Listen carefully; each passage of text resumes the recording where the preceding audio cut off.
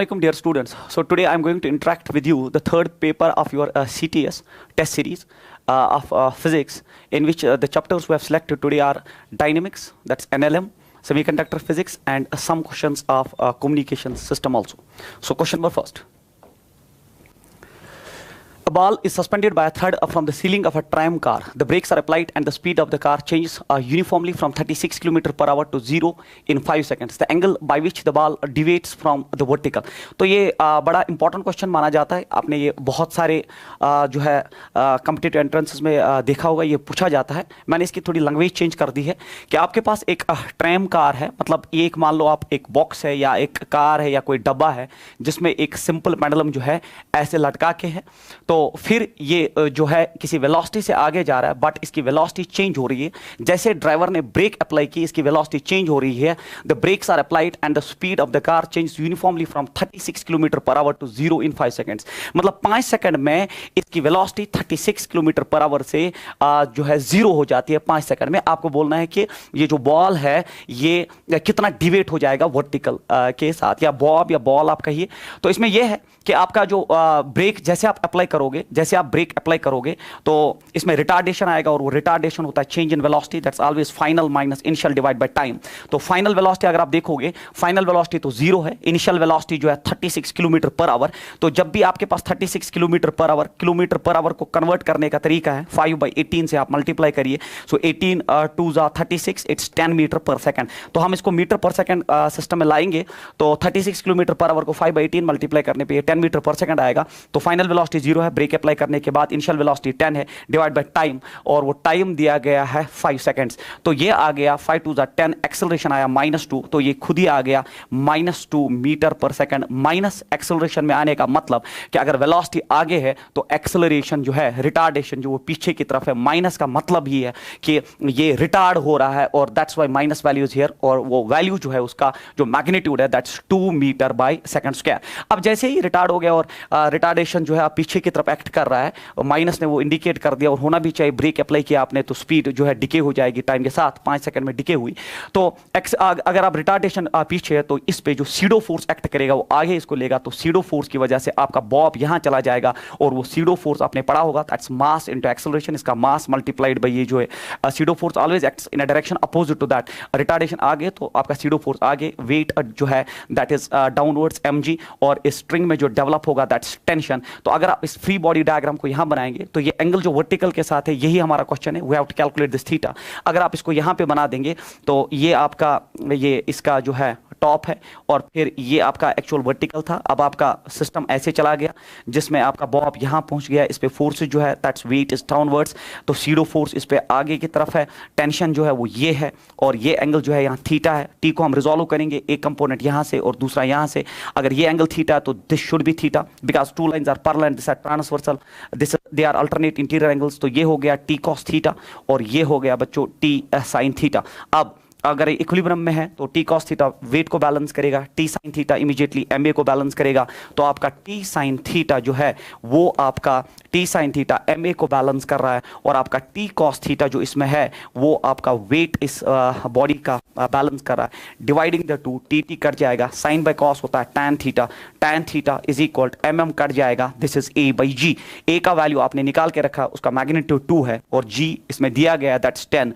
2/10 होता है 1/5. तो आपका थीटा हो गया tan inverse 1/5 is the correct answer of this question. Tan inverse 1/5. Very important numerical. You should prepare this for your जो है competitive exams. Now the upper half of an inclined plane of inclination theta is perfectly smooth while the lower half is rough. ये भी बड़ा important question माना जाता है. Friction में आपको पढ़ाते हैं हम ये. तो आपका एक इंक्लाइन प्लेन है जिसका कुछ इंक्लिनेशन है, तो अपर हाफ इसका स्मूथ है और लोअर हाफ रफ है. The upper half of an incline plane of inclination theta is perfectly smooth by lower half is rough. तो मैं मानता हूं टोटल जो इसकी लेंथ है इस इंक्लाइन प्लेन की वो s है, तो अपर हाफ जो है वो स्मूथ है, तो मैं यहाँ स्मूथ लिखता हूं, तो वो s/2 होगा. और जो लोअर हाफ है वो भी s/2 होगा, क्योंकि आपने दो हाफ्स में इसको डिवाइड किया, और जो लोअर हाफ है वो थोड़ा सा रफ है, that is rough. It's given in the question. ठीक है. तो उसके बाद क्या लिखा है block starting from rest at the top of the plane. तो यहाँ पे एक ब्लॉक है जो रेस्ट पे at the top of the that inclined plane, इसका मास मैं m मानता हूँ। तो will again come to rest at the bottom, the coefficient of friction between the block and the lower half of the plane is given by. तो question ये है कि जब ये ब्लॉक नीचे आ जाएगा, सीधी सी बात है कि यहाँ स्मूथ पे तो इसको कोई फ्रिक्शन अपोजिशन होगा नहीं, तो वेलोसिटी पहले गेन ही करेगा और फिर फाइनली ये रफ पोर्शन की वजह से, फ्रिक्शनल फोर्स की वजह से वो वेलोसिटी डिके होगी और फाइनली ये रेस्ट में आ जाएगा। तो इनिशियली भी ये रेस्ट में था, फाइनली भी क्वेश्चन में दिया गया है रेस्ट में आएगा। तो आपको बोलना है कि इस रफ सेक्शन का जो कोएफिशिएंट ऑफ फ्रिक्शन है, जो कोएफिशिएंट ऑफ फ्रिक्शन है वो कितना है, दैट्स आवर क्वेश्चन। तो इसको करने का तरीका, इसको बहुत सारे तरीके हैं करने के, आप एनर्जी कंजर्वेशन बाकी चीजें जो है इसमें यूज कर सकते हैं, बट हम इसमें वर्क पावर एनर्जी का अप्रोच यूज करके ना इसको बहुत जल्दी निकाल सकते हैं। And that is what is the need for that entrance, कि आपका स्पीड जो है न्यूमेरिकल में बहुत अच्छा खासा होना चाहिए। तो यहां हम वर्क पावर एनर्जी यूज करेंगे, that's work done by all forces. आपने पढ़ा होगा work done by all forces, all forces. जितना ये स्टेटमेंट आसान दिखता है उतना इसकी एप्लीकेशन भी तूफान है आगे। Work done by all forces is equal to change in kinetic energy, this is the statement, work done by all forces is equal change in kinetic energy. अब ऑल फोर्सेस का वर्क डन क्या क्या है, इस पे एक work done होगा gravity, इसको नीचे खींच रहा है क्योंकि खुद नहीं आ रहा है, ग्रेविटी खींचेगा, और ग्रेविटी के हिसाब से इस पे जो ग्रेविटी का फोर्स है दैट्स mg, और mg को रिजोल्व किया जा सकता है, एक कंपोनेंट यहां से दूसरा यहां से। तो ये अगर थीटा हो गया एज पर द नॉलेज जो आपके पास है, this is mg cos theta and this is mg sin theta. तो इसको जो नीचे फोर्स खींच रहा है दैट्स mg sin थीटा, इस इंक्लाइन प्लेन पे इसको जो नीचे खींच रहा है that's mg sin theta, mg cos theta से प्रेस करेगा और उसकी वजह से इसको नॉर्मल रिएक्शन जो है इस पे एक्ट करेगी। Now tell me one thing, work done by all forces equal change in kinetic energy. तो इस पे एक फोर्स जो है ग्रेविटी फोर्स, जो इसको नीचे खींच रहा है, तो वो एक फोर्स हो गया work done by gravity force, और दूसरा जो इस पे है फ्रिक्शनल फोर्स, जब नेक्स्ट हाफ में आएगा तो वहां फ्रिक्शनल फोर्स पे नेगेटिव वर्क करके इसको रिटार्ड कर देगा और फाइनली रेस्ट पे आएगा। तो work done by all forces में पहले ग्रेविटी फोर्स का वर्क डन, और वो होता है बराबर वर्क कोई भी होता है फोर्स इनटू डिस्प्लेसमेंट। तो फोर्स रेस्पॉन्सिबल जो इसको नीचे खींचने का है gravity force, that's mg sin theta. So this is mg sin theta, और ये ग्रेविटी फोर्स बिल्कुल टॉप से बॉटम तक एक्ट करेगा, तो मल्टीप्लाइड बाय s। तो force mg sin theta, sorry mg sin theta multiplied by s। तो force multiplied by displacement is the work. Then तो ये तो एक वर्क हो गया। उसके बाद आप इसमें जब ये रफ पे आ जाएगा तो ग्रेविटी ने वर्क यहां से टॉप से बॉटम तक किया, फिर जब ये इस हाफ पे चलेगा तो यहाँ फ्रिक्शनल फोर्स नेगेटिव वर्क करेगा, तो दैट्स वाई नेगेटिव, रिटार्ड करने की कोशिश। और आपको पता है फ्रिक्शनल फोर्स जो होता है, फ्रिक्शनल फोर्स का वर्क होगा तो force multiplied by distance. Again अब फोर्स क्या है बराबर यहाँ पे, that is mu into normal reaction, क्योंकि frictional force is mu into normal reaction, mu into normal reaction. Normal reaction यहाँ mg cos थीटा के बराबर है, mg cos थीटा के बराबर है, is equal to multiplied by s, sorry multiplied by s। तो ये हो गया frictional force mu mg cos theta, क्योंकि आपको पता है फ्रिक्शनल फोर्स होता है mu into normal reaction, mu into normal reaction, normal reaction या mg cos थीटा, और s बाय जो फ्रिक्शनल फोर्स है वो आधे हाफ पे ही काम कर रहा है, तो फ्रिक्शनल फोर्स यहां से यहां तक एक्ट करेगा, तो यहां s/2 डिस्प्लेसमेंट आएगा and is equal change in kinetic energy. अब आप बोलिए इनिशियली भी इसका रेस्ट में था ब्लॉक, तो काइनेटिक एनर्जी इनिशियल भी जीरो है एंड फाइनली भी रेस्ट में आ रहा है, फाइनल भी जीरो है, तो change in kinetic energy is definitely zero. तो फिर से आप एक बार सुनिए, work done by all forces equal change in kinetic energy. इस पे दो फोर्सेस काम कर रहे हैं, पहला ग्रेविटी फोर्स उसको नीचे खींचेगा, तो वो फोर्स जो है वो mg sin थीटा, और वो पूरे डिस्प्लेसमेंट के लिए एक्ट करेगा, तो s लिखा मैंने। फिर इस पे आधे हाफ के लिए फ्रिक्शनल फोर्स काम करेगा, फ्रिक्शनल फोर्स जो होता है वो होता है म्यू इंटू नॉर्मल रिएक्शन, तो mu into normal reaction is mg cos theta, और आधा डिस्प्लेसमेंट क्योंकि यहां से ही आधे पे ही तो रफ प्लेन है, तो उसकी वजह से जो डिस्प्लेसमेंट मैंने s/2 लिखा, और change in kinetic energy is equal to जो है इनिशियली भी रेस्ट पे फाइनली भी रेस्ट पे, तो change in kinetic energy zero. तो सिंपली आप इसको उधर ले जाइए, तो ये बनेगा mg sin theta is equal, तो ये उधर जाएगा तो ये बनेगा म्यू mg, और ऐसे यहां पे mu mg cos theta into s/2। अब आप यहां देख लीजिए mg कट जाएगा, और एक ये s जो है s के साथ कट जाएगा, sine divide by cos, it is tan theta is equal to mu divided by 2। तो म्यू किसके बराबर आएगा, it is 2 into tan theta should be the answer. तो the coefficient of friction should be mu is equal to 2 tan theta, option of first. Again a very important question. उसके बाद question number next जो है आपका, ये जो है semiconductor physics का क्वेश्चन है, और सेमीकंडक्टर फिजिक्स अब एंट्रेंस में बहुत इंपॉर्टेंट हो गया। इसमें 3 से 4 क्वेश्चन तकरीबन 16 मार्क्स आपके नीट में पूछे जाते हैं। तो the current flowing through an ideal PN junction shown in the following circuit diagram will be. हमें इस सर्किट डायग्राम में जो है आइडियल पीएन डायोड है, तो आइडियल पीएन डायोड मतलब फॉरवर्ड रेजिस्टेंस इसकी 0 है, हमें इसमें करंट निकालना है। तो अब आप पहले देख लीजिए, जब आपने इसको वोल्टेज सोर्स के साथ कनेक्ट किया है, जब आपने इसको वोल्टेज सोर्स के साथ कनेक्ट किया है, तो यहाँ 1 वोल्ट पॉजिटिव है, 1 वोल्ट यहाँ पी साइड, और यहाँ आप एन साइड को देख लीजिए, ये 2 वोल्ट पे। तो मतलब N side is at higher potential and an P side is at lower potential. क्योंकि आइडियल डायोड है, इसकी फॉरवर्ड रेजिस्टेंस 0 होती है, और इस वक्त ये रिवर्स बायस्ड है। कैसे पता है?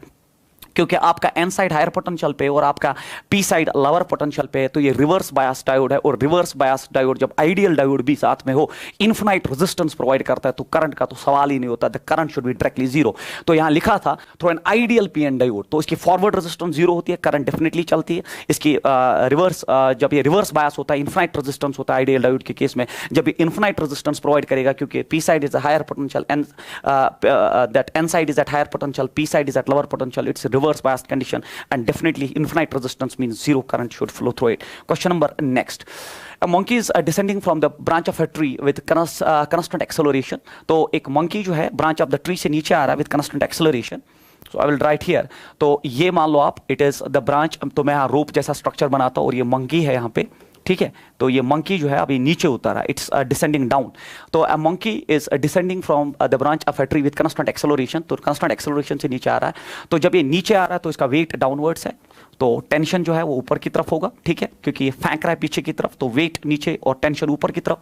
If the breaking strength is 75% of the weight of the monkey, अगर इस स्ट्रिंग का जो ब्रेकिंग स्ट्रेंथ है, मतलब 75% ऑफ टेंशन को ये बियर कर सकता है, उसके बाद ब्रेक हो जाएगा। तो ब्रेकिंग स्ट्रेंथ जो आपने दिया है इसमें, दैट इज 75% ऑफ टेंशन, मतलब ये रोप सिर्फ 75% ऑफ टेंशन को बियर कर सकता है, उसके बाद ब्रेक हो जाएगा। Of the weight of the monkey, the minimum acceleration with which the monkey can slide down without breaking the branches. तो मंकी नीचे उतर रहा है और टेंशन ऊपर है, तो this is force minus force. तो मैं यहां लिखूंगा mg minus T is equal force. Force हो गया क्योंकि नीचे आ रहा है विद सम एक्सेलरेशन, तो मास इनटू एक्सेलरेशन। तो वेरी सिंपल, डाउनवर्ड फोर्स जो है वो mg, ऊपर की तरफ टेंशन है, तो force minus force is equal force, and force is mass into acceleration.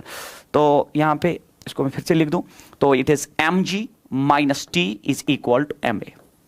चलिए, अब आपको दिया गया है कि टेंशन जो है that is 75% of the weight of the monkey, 75% of the weight of the monkey, 75% of the weight of the monkey होता है 75 divide by 100 of mg is equal to ma।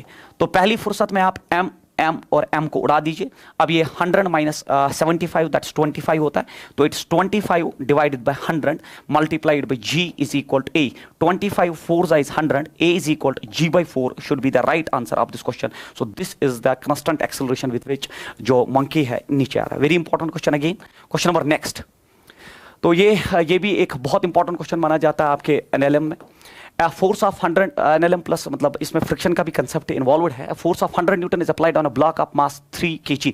तो ये 3 kg का ब्लॉक है, तो immediately अगर ये 3 kg का ब्लॉक है तो इसका वेट हमेशा डाउनवर्ड्स होगा, और वेट होगा m इंटू जी। m जो इसका 3 है और g acceleration due to gravity हम 10 लेते हैं, तो ये बनेगा 30 न्यूटन फोर्स इस पे डाउनवर्ड्स एक्ट कर रहा है। तो 30 न्यूटन फोर्स जो है इमीडिएटली इस पे डाउनवर्ड्स एक्ट कर रहा है, तो वो मैंने पहले ही बना के रख दिया as shown the figure. The coefficient of friction between the surface and the block is this. तो इन दो में जो कोएफिशिएंट ऑफ फ्रिक्शन म्यू दिया गया है दैट इज 1/4, मतलब फ्रिक्शन यहाँ जो है कंसेप्ट है। The frictional force acting on the block is, तो आपको बोलना है इस ब्लॉक पे कितना फ्रिक्शनल फोर्स एक्ट कर रहा है। अगर ऐसे फोर्स एक्ट कर रहा है इस पे, तो यहाँ फ्रिक्शनल फोर्स कैसे एक्ट कर रहा है, नीचे ऑप्शंस दिए हैं, देख लीजिए। इमीडिएटली जो ये फोर्स है, क्योंकि ये नॉर्मल फोर्स नहीं है, डायरेक्टली एक्ट नहीं कर रहा है, ये एक एंगल पे एक्ट कर रहा है और 30 डिग्री है, तो इसको रिजॉल्व करिए। एक कंपोनेंट फोर्स का यहां से आ जाएगा और दूसरा कंपोनेंट यहां से आएगा।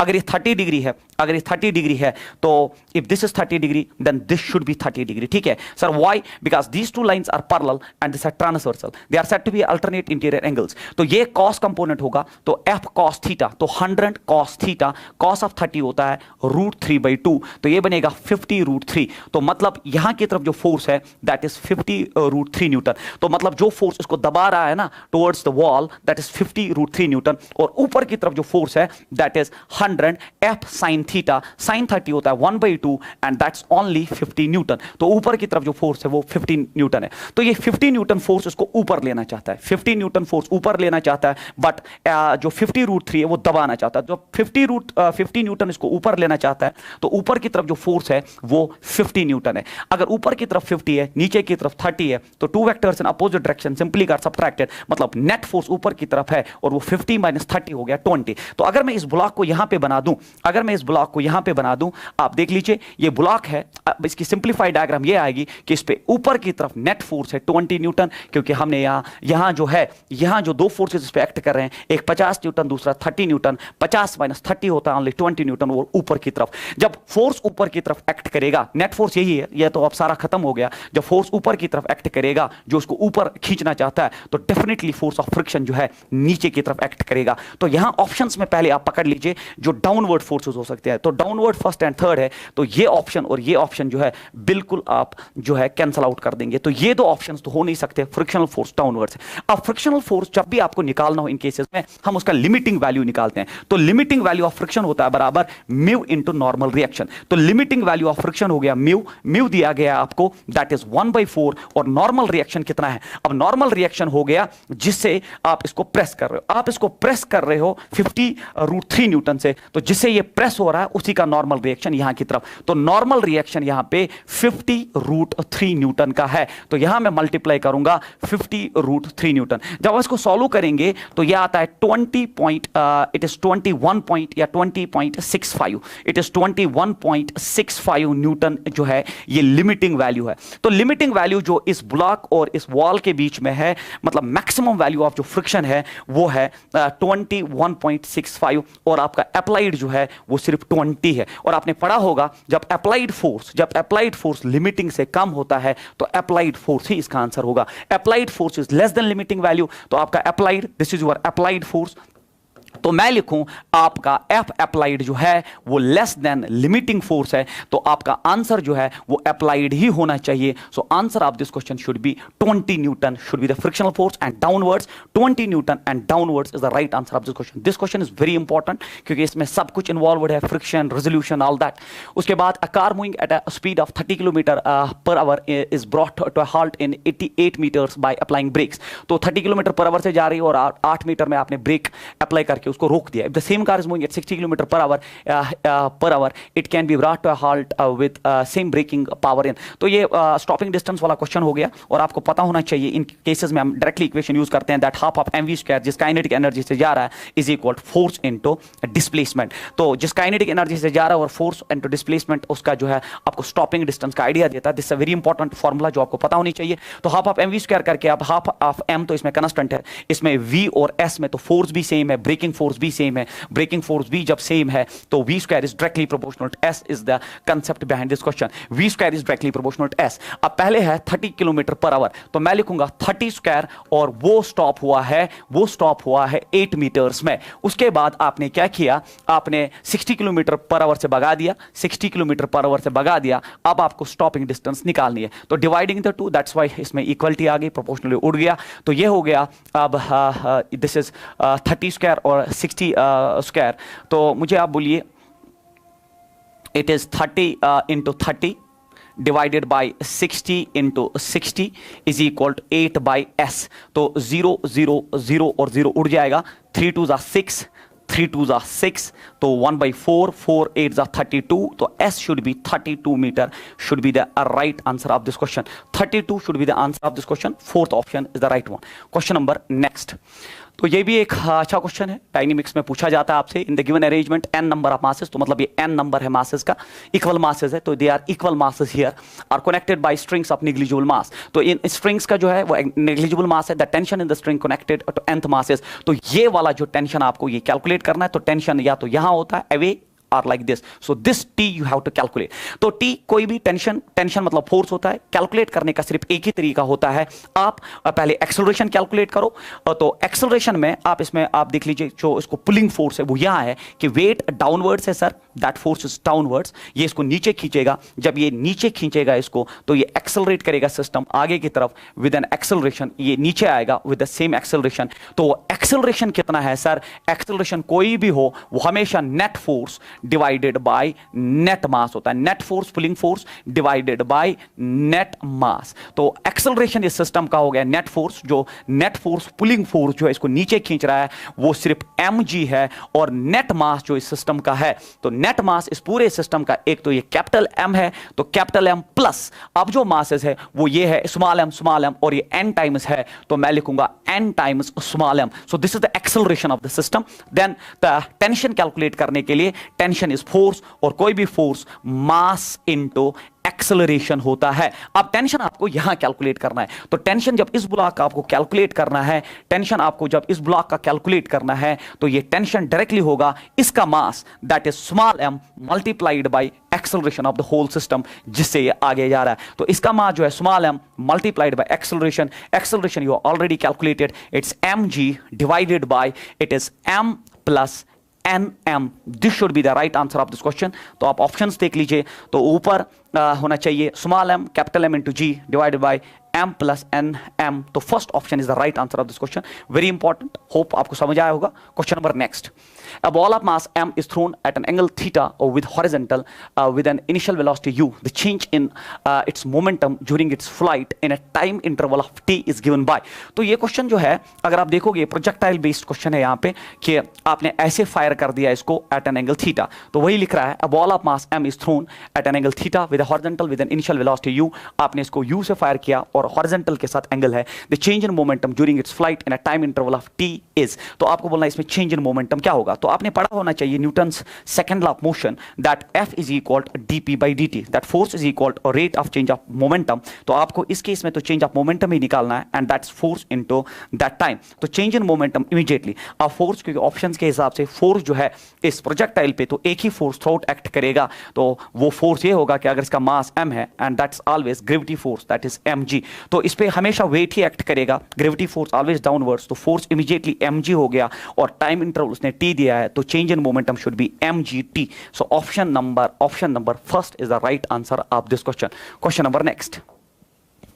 That is, if m1 is equal 10 kg, m2 is equal 4 kg and m3 is equal 2 kg, the acceleration of the system is. तो आपका जो m1 है वो दिया है यहाँ पे, आपका m1 जो है वो आपको 10 kg दिया है, तो मैं यहाँ लिख के रखता हूँ, it's 10 kg given here, 10 kg. और उसके बाद आपका m2 जो है, वो 4 kg है, तो दिस इज 4 kg हियर, और आपका m3 जो है वो 2 kg दिया गया है. ठीक है, may be it's not visible here m1 m2 and m3, that's why. तो आपको एक्सेलरेशन ऑफ द सिस्टम, आपको पूरे सिस्टम का एक्सेलरेशन निकालना. तो मैंने आपको अभी बोला कि एक्सेलरेशन कोई भी निकालना हो, किसी भी सिस्टम का निकालना हो, एक्सेलरेशन हमेशा होता है net force divided by net mass. ठीक है, मास नेट. ठीक है, अगर आपको नेट फोर्स और नेट मास पता है तो आप इसको सॉल्व कर सकते हैं. अब नेट फोर्स क्या है, तो नेट फोर्स जो है ये मास को नीचे खींचेगा, तो ये पुलिंग फोर्स है. ठीक है, जो इसको नीचे खींचेगा, तो इस पे जो वेट है दैट्स मास इज 10 और g हम 10 लेते हैं, तो ये हो गया. तो हम g, क्योंकि आंसर शायद हाँ g में ही है, तो मैं लूंगा डाउनवर्ड फोर्स में 10g है, क्योंकि m into g is the force. m इसका 10 है और g जो है एक्सेलरेशन ड्यू टू ग्रेविटी है, तो ये फोर्स है. सर ये नीचे खींचेगा, मगर इसका भी तो अगर आप कंट्रीब्यूशन देखेंगे, gravity force is always downwards, that is 4 into g, तो ये तो 4 इंटू g डाउनवर्ड फोर्स है. बट हमें इस लाइन पे जो इसको नीचे खींच रहा है, दो कंपोनेंट्स में रिजॉल्व कर देंगे, एक यहां से आएगा और दूसरा यहां से आएगा. अगर ये 30 डिग्री है तो इमीडिएटली 30 डिग्री होना चाहिए, और मुझे ये चाहिए, इसका कोई काम नहीं है. इस डायरेक्शन में जो फोर्स इसको नीचे खींचेगा that is mg sin theta, that is 4g, and sine of 30 हो गया बराबर 1/2, मतलब इस डायरेक्शन में इसका जो डाउनवर्ड फोर्स है दैट्स ओनली 2g. तो एक फोर्स नीचे खींच रहा है 10g, और दूसरा फोर्स इसको नीचे खींच रहा है इस मास को 2g. अब ये जो है इसका जो है इसको ऊपर खींचना, मगर इसका वेट जो है वो डाउनवर्ड्स है, तो जो डाउनवर्ड्स है इधर की तरफ, तो that's again 2 mass into g. तो ये दो फोर्सेस यहां की तरफ खींच रहे हैं, जो पुल कर रहे हैं इसको, और ये रेजिस्टेंस प्रोवाइड कर रहा है. तो अगर मैं एक्सेलरेशन निकालने जाऊं, अगर मैं एक्सेलरेशन यहां कैलकुलेट करूं, नेट फोर्स में ये दो फोर्सेस ऐड हो रहे हैं because they are in the same direction, तो 10g प्लस है ना नेट फोर्स के लिए, फिर 2g ऐड हो जाएगा इसको, बट इमीडिएटली ये फोर्स माइनस होगा क्योंकि अपोजिट डायरेक्शन में एक्ट कर रहा है. ये तो सेम डायरेक्शन में, this is an opposite direction, तो ये हो जाएगा 2g divide by net mass. Net में 10 प्लस 4 प्लस 2 जो आपको दिया है, तो 2g कट जाएगा, a हो गया बराबर 10g डिवाइडेड बाय ये हुआ 4 and this is 16, so it's 2 5s are 10, 2 8s are 16. The answer of this question is 5/8g metre by second square. So this should be the right answer, 5/8g. 5/8g is the right answer for this question. 5/8g. Third option is the right answer of this question. Very important again. Question number next.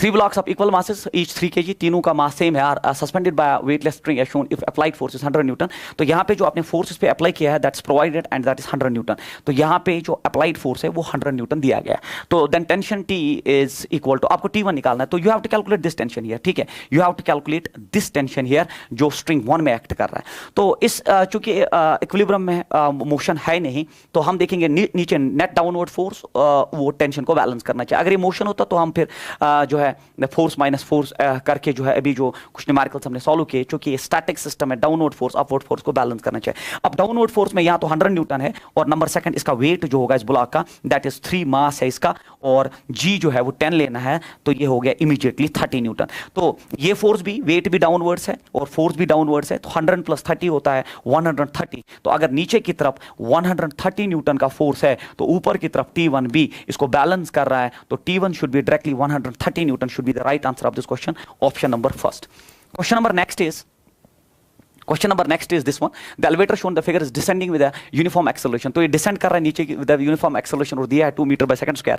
The mass of the block A is 0.5 kg. इसका मास दिया है 0.A block का मास दिया है 0.5 kg. The force exerted by the block A on B is, A ने कितना force block B पे, तो that is weight of A है ना। A ने कितना फोर्स ब्लॉक B पे exert किया, तो that is simply the weight of A. अगर आप weight of A निकालेंगे that will be the force downwards. अब weight of A के लिए weight of A जो आप देखेंगे उसमें होगा बराबर कि सर अगर ये सिस्टम जो है आप देखेंगे इट इज एक्सेलरेटिंग डाउनवर्ड्स, तो इस पे डेफिनेटली ऊपर की तरफ एक सीडो फोर्स एक्ट करेगा और सीडो फोर्स हमेशा एक्सेलरेशन के अपोजिट होता है। तो अगर ये नीचे उतर रहा है, ये लिफ्ट नीचे उतर रहा है, तो इस पे जब आप यहां फ्रेम ऑफ रेफरेंस में देखेंगे इसको, तो अगर आप यहां बैठ के इसको देखेंगे तो आपको लगेगा इस पे एक सीडो फोर्स ऊपर की तरफ एक्ट कर रहा है। तो अब वेट जो होगा, वेट तो नीचे की तरफ होता है दैट इज mg, बट उसमें माइनस जो है ma हो जाएगा, तो वेट अब सिर्फ mg नहीं रहेगा, वो हो जाएगा mg माइनस ma, क्योंकि mg को ऊपर की तरफ एक सीडो फोर्स भी एक्ट कर रहा है।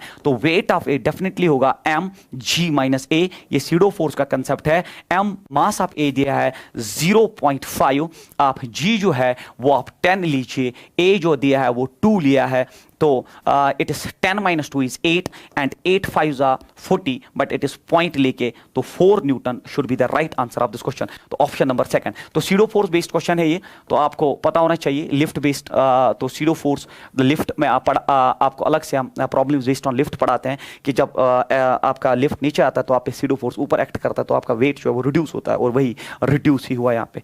उसके बाद question number next is the object at rest suddenly explodes into 3 parts with equal masses this and this. ये भी बहुत इंपॉर्टेंट क्वेश्चन एंट्रेंस के लिए माना जाता है कि आपके पास एक बॉम्ब है और या ऑब्जेक्ट है, कुछ भी है, ये सडनली एक्सप्लोड हुआ, तो इनिशियल मोमेंटम इस बॉम्ब का जो है वो 0 है, क्योंकि अगर ये ऑब्जेक्ट रेस्ट पे है तो द ऑब्जेक्ट एट रेस्ट, अगर ये रेस्ट पे है तो इसका इनिशियल मोमेंटम 0 हो गया। सडनली एक्सप्लोड हुआ 3 मासेस में 2:1:1। तो मैं जब इसको एक्सप्लोड अप करेंगे तो हम यहाँ पे डायग्राम इसकी बनाते हैं। तो ये एक्सप्लोड हुआ, और जब एक्सप्लोड हुआ तो ऐसे एक्सप्लोड हुआ कि इसके 3 हिस्से हो गए, तो 3 हिस्सों में जो 2 का मास है वो सेम है, तो मैं मानता हूं वो मास एक का m है, दूसरे का m है, और इट्स 2:1:1 रेशो, तो इसका मैं मास मानता हूं 2m। ठीक है, तो मैंने इसको ऐसे ब्रेक किया कि ये m है क्योंकि 1:1 रेशो, और दूसरा जो है मैंने 2m ले लिया।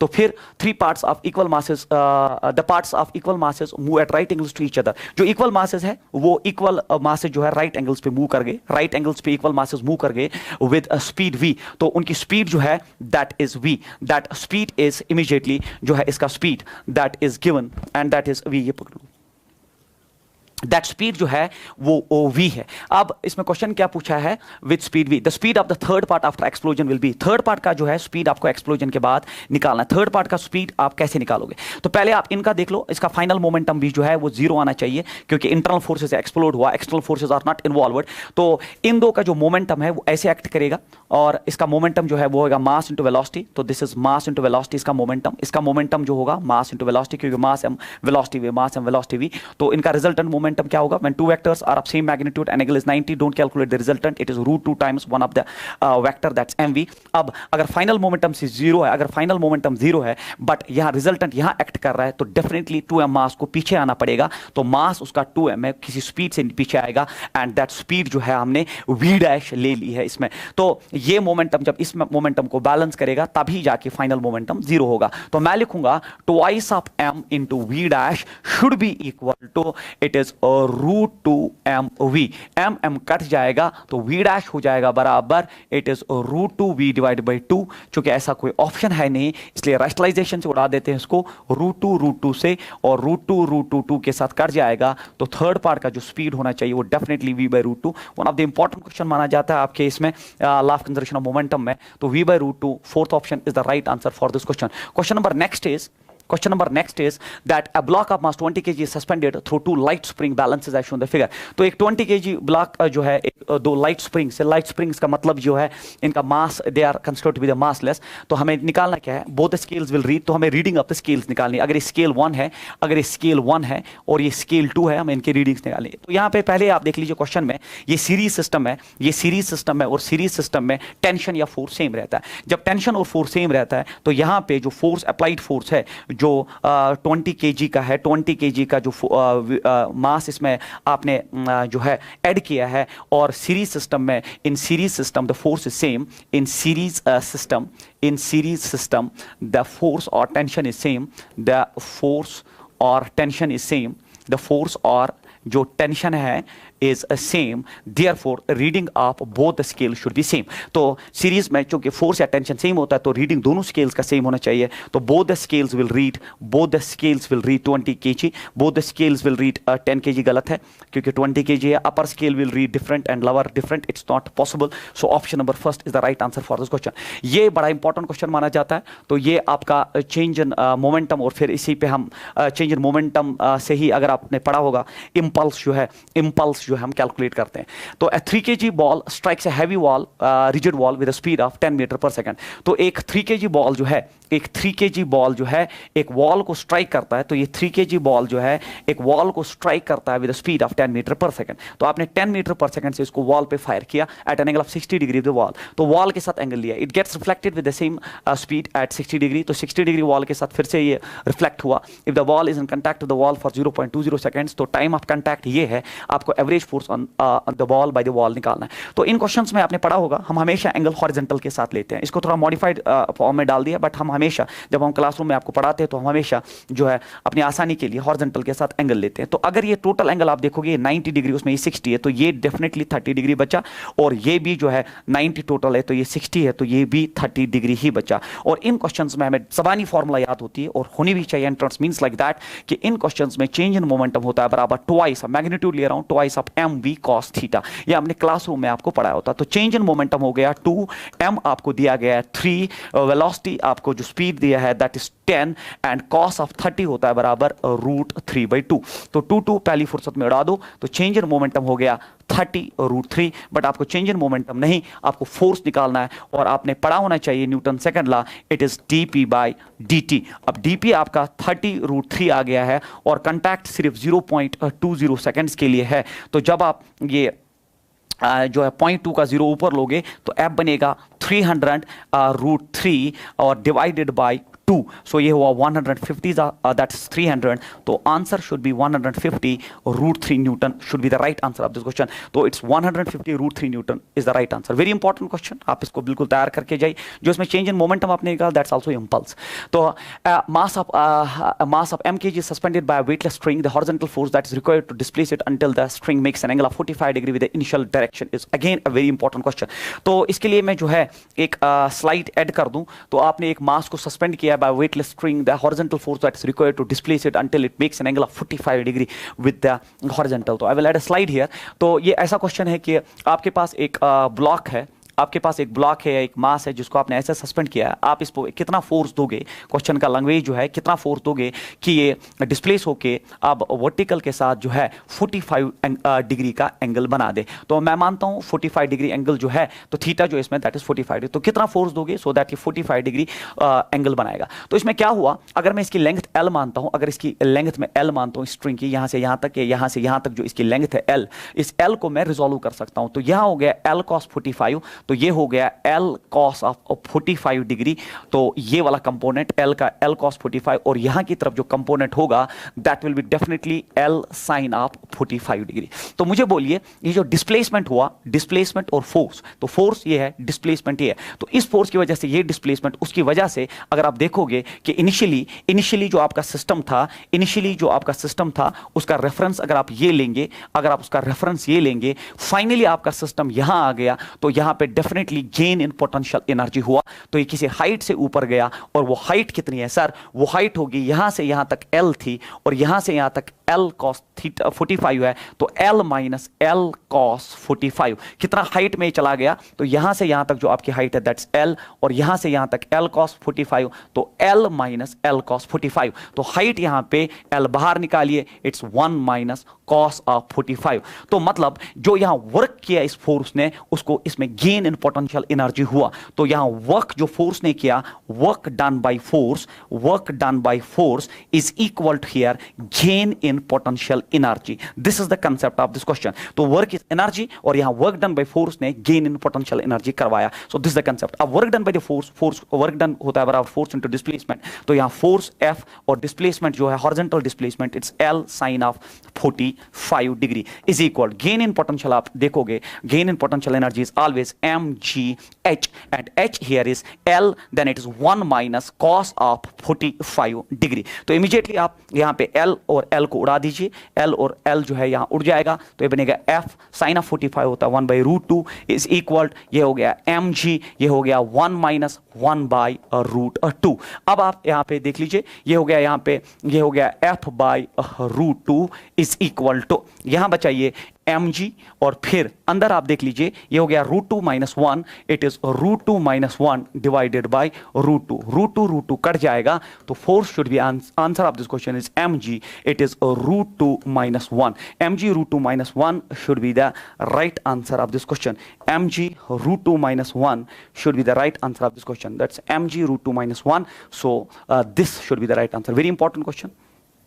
क्वेश्चन नंबर नेक्स्ट इज, तो इस क्वेश्चन में क्या था, work done by the force, external force is equal gain in potential energy. तो उसके बाद है body of mass, very important again, 2 kg has an initial speed. तो यहाँ पे जो इनिशियल स्पीड है बॉडी का, तो 2 kg मास है बॉडी का, और इनिशियल स्पीड उसका 5 मीटर पर सेकंड है। Force acts on it for 4 seconds. तो हमें 4 सेकंड की ही स्टोरी है, मतलब यहाँ तक ही हमें काम करना है, 4 सेकंड तक ही हमें काम इसमें करना है। तो force acts on it for 4 seconds in the direction of the motion, the force time graph, तो ये फोर्स टाइम ग्राफ दिया है is as shown the figure, the final speed। तो 4 सेकंड पे इसकी स्पीड निकालनी है, तो we have to calculate the speed here।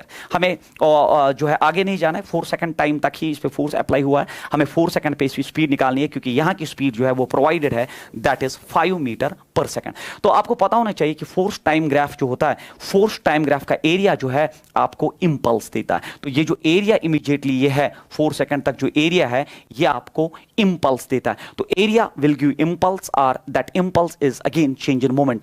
So area under the graph will give you here, area under the graph will give you your impulse or change in momentum। तो मैं लिखूं area under the graph, तो area under the FT curve, FT graph क्या देता है हमें, that will give us change in momentum, जिसको आप इंपल्स भी कहते हो। तो एरिया अंडर एफटी कर्व, अब आप एरिया निकालिए, वो आपको चेंज इन मोमेंटम देगा। एरिया पहले ट्राइंगल, ट्राइंगल का एरिया होता है half of base, the base of the triangle here is 2 and altitude is 4, क्योंकि यहां अल्टीट्यूड जो है वो 4 है।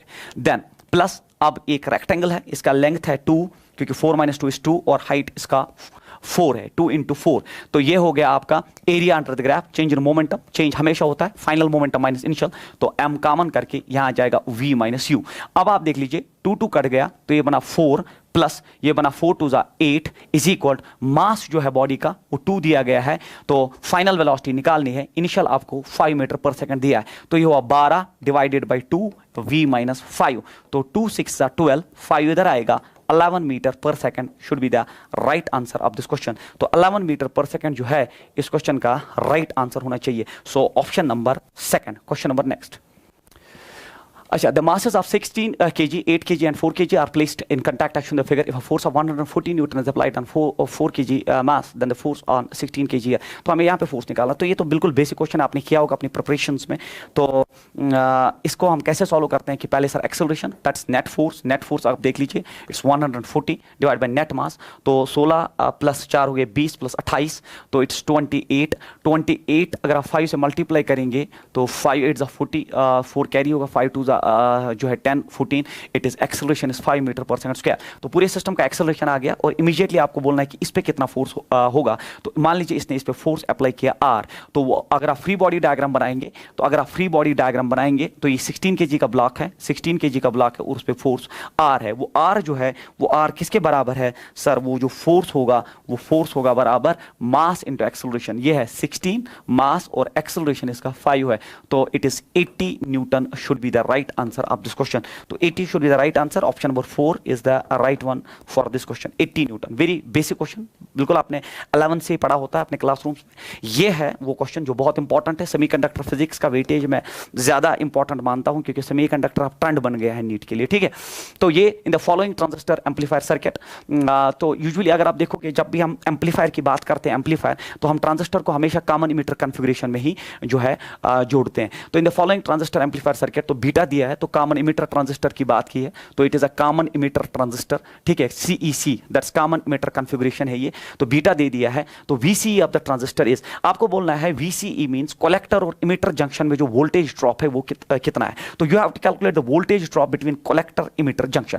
अब आप कैसे सॉल्व करोगे इसको? तो इसको सॉल्व करने का तरीका होता है KVL यूज करेंगे। कहां से कहां तक? हम यहां से यहां तक इसको डायरेक्टली KVL में डाल देंगे, जो आपने करंट इलेक्ट्रिसिटी में भी पढ़ा होता है। तो I am going to use KVL from here to here, क्योंकि यहाँ का पोटेंशियल भी मुझे पता है, यहाँ का भी पोटेंशियल पता है। सिर्फ इस ब्रांच में अगर करंट कहीं से पता चले मुझे, तो I can use definitely KVL। अब इस ब्रांच का तो करंट नहीं दिया है, मगर अगर आप सर्किट को देखोगे यहाँ का करंट दिया और ये बेस करंट है, और आपको पता होना चाहिए अब जब बेस करंट प्रोवाइडेड है तो हमें पता होना चाहिए that beta is equal to common emitter configuration में IC बाई IB होता है। तो बीटा जो है वो IC बाई IB होता है। IB दिया है, बीटा दिया है, तो IC पहली फुर्सत में आ जाएगा। तो बीटा कितना है? वो 50 दिया है और IB यहां पे 40 micro ampere, 40 into 10 raised power minus 6। तो ये एक 0, ये बनेगा 10 रेज़्ड पावर माइनस 4 यहां पे। तो IC हो गया बराबर 5 4 20 इंटू 10 रेज़्ड पावर माइनस 4, और एक 0 उड़ के यहां IC आएगा 2 इंटू 10 रेज़्ड पावर माइनस 3। और अगर इसको ऐसे भी लिखना चाहते हैं, IC आएगा 2 मिली एम्पियर। तो ये आपने इमीडिएटली पहले IC निकाला, तो मतलब मुझे जो कलेक्टर करंट यहां पे है वो पता चला और वो आया 2 मिली एम्पियर। तो अब आप आराम से KVL यूज कर सकते हैं। कहां से कहां तक? यहां से यहां तक, क्योंकि मुझे VCE निकालना है। अब आप KVL कैसे यूज करेंगे? आपने पढ़ा होगा KCL, हम कैसे KVL यूज करेंगे। तो स्टार्ट करेंगे यहां से, तो 10 से स्टार्ट किया, 10 वोल्ट। फिर अब आप you are moving in the direction of current in resistor, it's a drop, तो ड्रॉप माइनस I हो गया 2 milli ampere, that is 2 into 10 raised power minus 3 multiplied by resistance, that is 2 kilo ohm, it's 2 into 10 raised power 3। तो ये हो गया, पहले आपने 10 से स्टार्ट किया, दैट्स पोटेंशियल। फिर IR ड्रॉप है, ये रेजिस्टर में ड्रॉप होता है। I हो गया 2 milli ampere, 2 into 10 raised power minus 3, resistance है 2 kilo ohm, 2 into 10 raised power 3। फिर आपका जो है कलेक्टर इमीटर में कुछ ड्रॉप होगा, तो इस जंक्शन में ड्रॉप होगा, तो ड्रॉप है minus VCE is equal to, finally it is grounded, and ground का पोटेंशियल हमेशा 0 होता है, एज सिंपल एज दैट। तो ये हो गया 10 माइनस, अब आप देख लीजिए 2 2 4, 10 raised power 3, 10 raised power minus 3 cut जाएगा 4, फिर VC उधर जाएगा तो प्लस बनेगा VCE। 10 माइनस 4 होता है 6 volt, should be the right answer of this question. So this is the voltage drop in case of common emitter junction. तो आपका आंसर जो है वो 6 वोल्ट। तो बहुत इंपॉर्टेंट क्वेश्चन है, ट्रांजिस्टर बेस्ड क्वेश्चन, आप एक्सपेक्ट कर सकते हो आगे अपने कॉम्पिटिटिव एंट्रेंस में। उसके बाद 5000 kg rocket is set for vertical firing. तो आपके पास एक 5000 kg का रॉकेट है, तो जब 5000 kg का रॉकेट है क्योंकि गैसेस जो है ऐसे मारता है नीचे और उसकी वजह से इस पे थ्रस्ट एक्ट करता है। तो 5000 kg rocket is set for vertical firing, the exhaust speed is 800 metre पर सेकंड। जो ये गैसेस यहाँ पे जो छोड़ता है दैट इज 800 मीटर पर सेकंड से छोड़ता है ये, to give an upward acceleration of 20 metre पर second square, the amount of gas ejected per second to supply the needed thrust is. तो जब ये गैसेस पीछे से जो है एग्जिट कराता है तो यहाँ से जो इस पे थ्रस्ट का फोर्स एक्ट करेगा एफ थ्रस्ट, वो एफ थ्रस्ट ही इसको ऊपर लेगा। तो एफ थ्रस्ट और नीचे की तरफ अपना वेट ही है। तो इसका इक्वेशन जो बनता है, रॉकेट का इक्वेशन जो बनता है वो ये है कि एफ थ्रस्ट अब वेट से ज्यादा होना है क्योंकि ऊपर की तरफ एक्सेलरेट कराना है इसको ए से। तो मैं लिखूंगा the equation is F thrust minus weight should be the force that is mass into acceleration. So this becomes the equation. और हमें क्या निकालना है? The amount of gases ejected. अब एफ थ्रस्ट क्या होता है? अब अगर आप देखेंगे डीपी बाई डी टी के हिसाब से तो ये हो जाएगा it is DP by D T, then it's minus M G is equal to M A. अब डीपी होता है चेंज इन मोमेंटम, तो मास जो है मास इंटू वेलोसिटी को रिप्लेस होगा पी से, तो पी के बदले में मास इंटू वेलोसिटी, मगर आपको निकालना है the amount of gases ejected per second. तो आपको जो है इसमें D U by D T निकालना है। तो मैं इसमें अब ड्रॉप करूंगा वैल्यू, तो मैं लिखूंगा D by D T of it is M U, then minus M G, तो उधर जाएगा तो ये बनेगा एम जी प्लस ए, क्योंकि आपने ये जो एम जी उधर लिया तो एम यहाँ है and then it's G plus A. अब आपको D U by D T ही निकालना है, D U by D T ही निकालना है, तो ये बना M G M, this is निकालना क्या आपको? The amount of gases ejected per second. तो आपको डीएम बाई डी निकालना है, सॉरी यू हैव टू, क्योंकि आप यूनिट्स देख लीजिए, you have to calculate DM by D here. तो आपको यहाँ डीएम बाई डी कैलकुलेट करना है, just wait for this, you have to calculate DM by D here. तो मैं यहाँ लिखूंगा यू बाहर लाके it's DM by D T, options को देख लीजिए, it is M then it is G plus A. Equation design होके आप इसको 2 सेकंड में उड़ा सकते हो। तो आपको डीएम बाई डी निकालना है, तो डीएम बाई डी मैं यहाँ लिखता हूँ।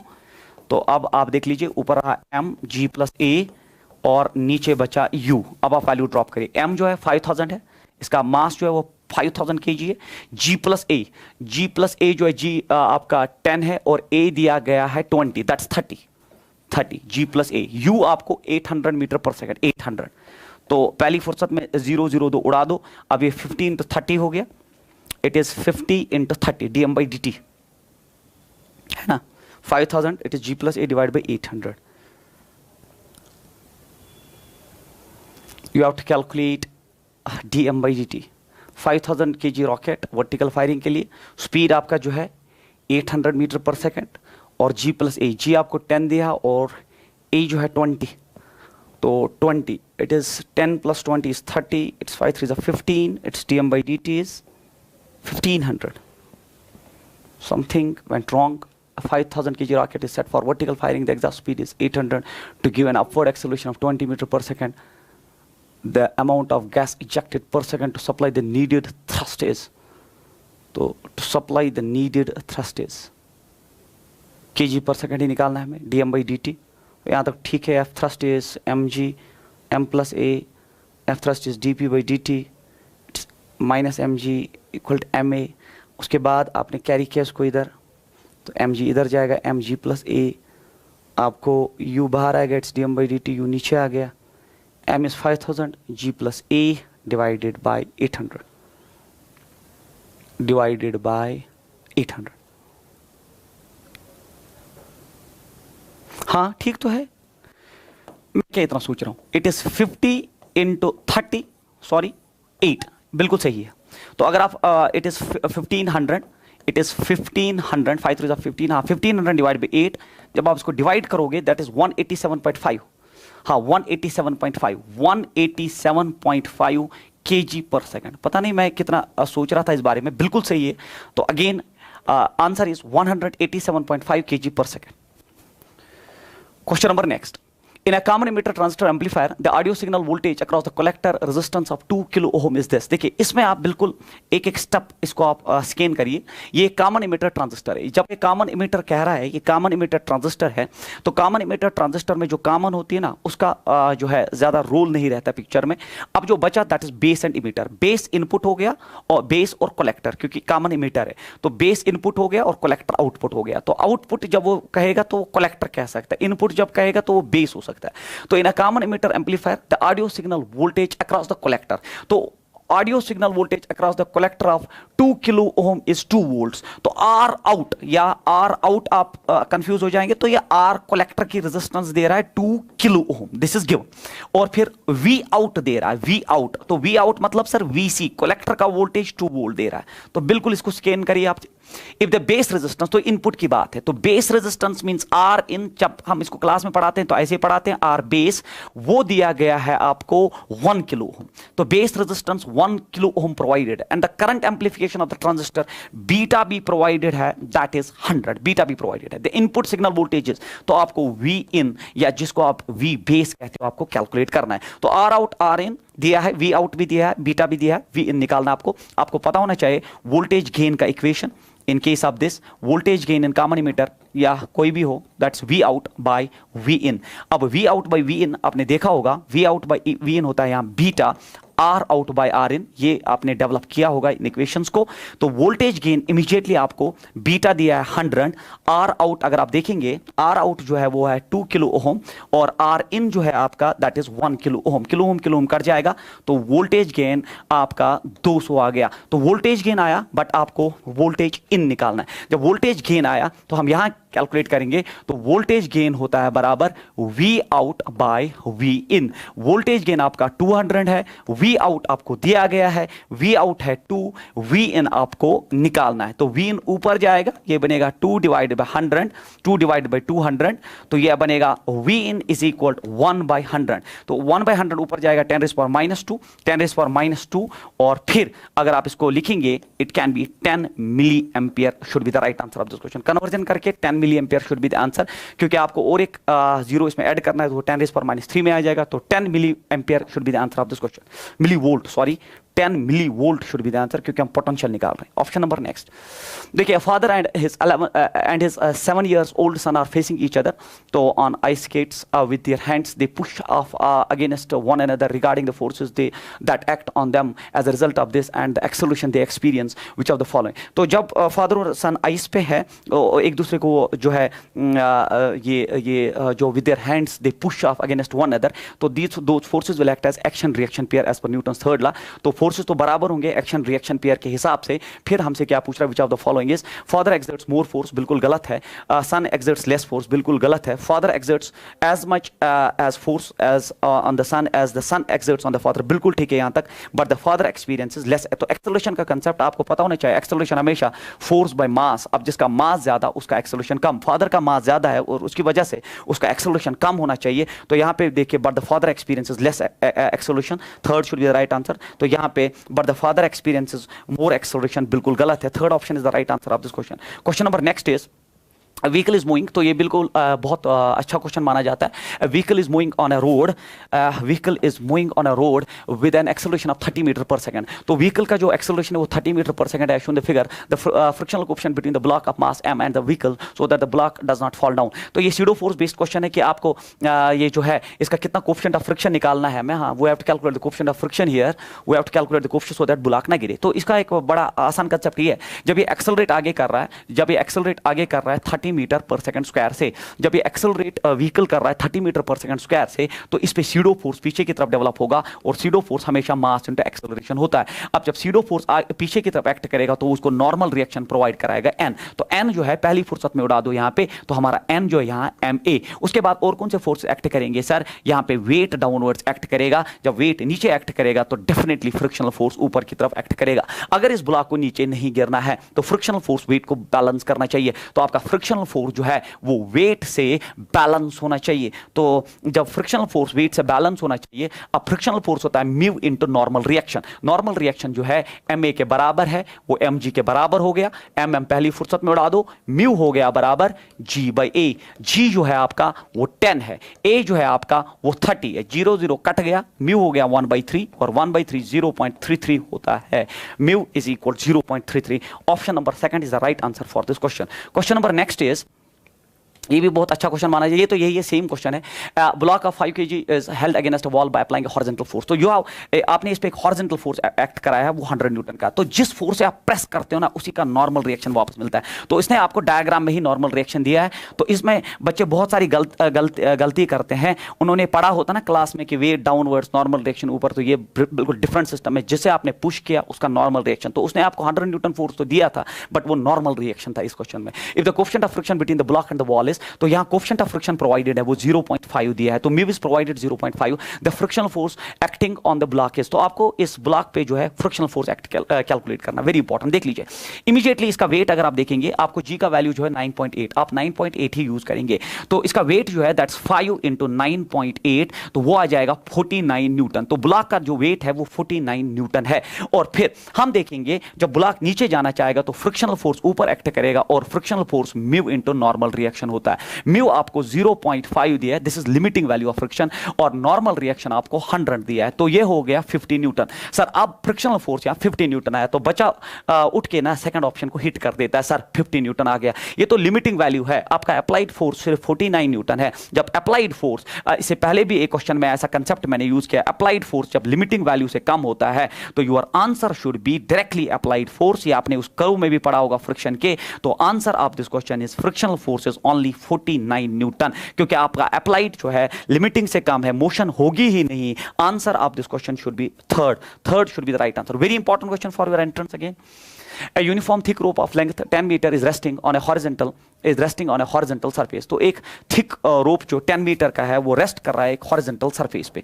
तो एक हॉरिजॉन्टल सरफेस पे बच्चों एक 10 मीटर का थिक रोप जो है, 10 मीटर का थिक रोप रेस्ट पे है। It is pulled by a force of 5 newton at one end. तो यहां से आपने इस पे 5 न्यूटन का फोर्स अप्लाई किया। फिर क्या पूछ रहा है, then what is the tension the rope at a distance of 2 metre from the end where the force is applied. तो 2 मीटर की डिस्टेंस पे आपको इस पे फोर्स निकाला। तो अगर मान लेते हैं कि ये 2 मीटर की डिस्टेंस है, अगर ये 2 मीटर की डिस्टेंस है, आपको यहां पे इस इंटरफेस पे टेंशन निकालना। कैसे निकालोगे? मैं मानता हूं in order to simplify it कि इस पूरे जो रॉड का मास है, क्योंकि यूनिफॉर्म डिस्ट्रीब्यूशन है वो 10m है, तो उसमें अगर 2 मीटर का मास आप देखोगे, 2 मीटर का मास 2m होना चाहिए, क्योंकि रेस्ट जो 8 मीटर बचा उसका मास होना चाहिए 8m। ये मैंने in order to simplify it कि यूनिफॉर्म मास डिस्ट्रीब्यूशन है, तो 10 मीटर का मैंने मास वाला 10m है, 2 मीटर उसमें काट के 2m उसका मास हो गया, जो बचेगा दैट्स 8m। तो हमें जो है पहले हम एक्सेलरेशन इन क्वेश्चंस में निकालते हैं। एक्सेलरेशन होता है नेट फोर्स दैट इज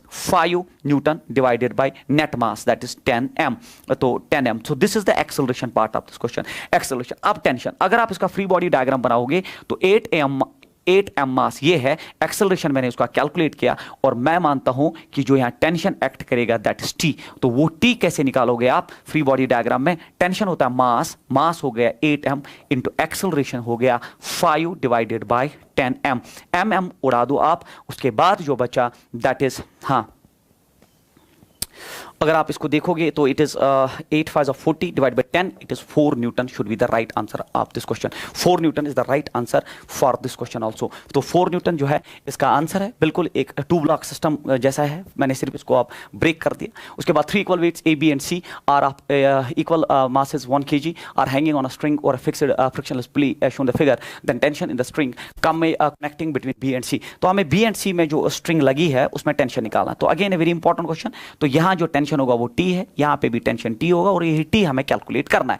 तो ये 1 kg के ब्लॉक है, तो ये 1 और 1 जो है ये 2 kg का मास हो गया। तो यहाँ से 2 kg का मास मैं मानता हूँ, और यहाँ से 1 kg, तो 2 kg ज्यादा है 1 kg कम है, तो ये नीचे आएगा, ये नीचे एक्सेलरेट करेगा और ये ऊपर एक्सेलरेट करेगा। आपने एक बेसिक फॉर्मूला पढ़ा होता है that's m1 minus m2 divided by, अगर 2 मास सिस्टम में मैंने रिड्यूस किया, m1 plus m2 multiplied by g। तो एक्सेलरेशन हो गया, ये हो गया 2 minus 1, it's 2 minus 1 divide by 2 plus 1 is 3 multiplied by g। तो एक्सेलरेशन हमने पहले निकाल दिया that is g/3 metre by second square. तो पहले जब एक्सेलरेशन आ गया, अब हम टेंशन निकाल सकते हैं। अब टेंशन कैसे निकालेंगे sir?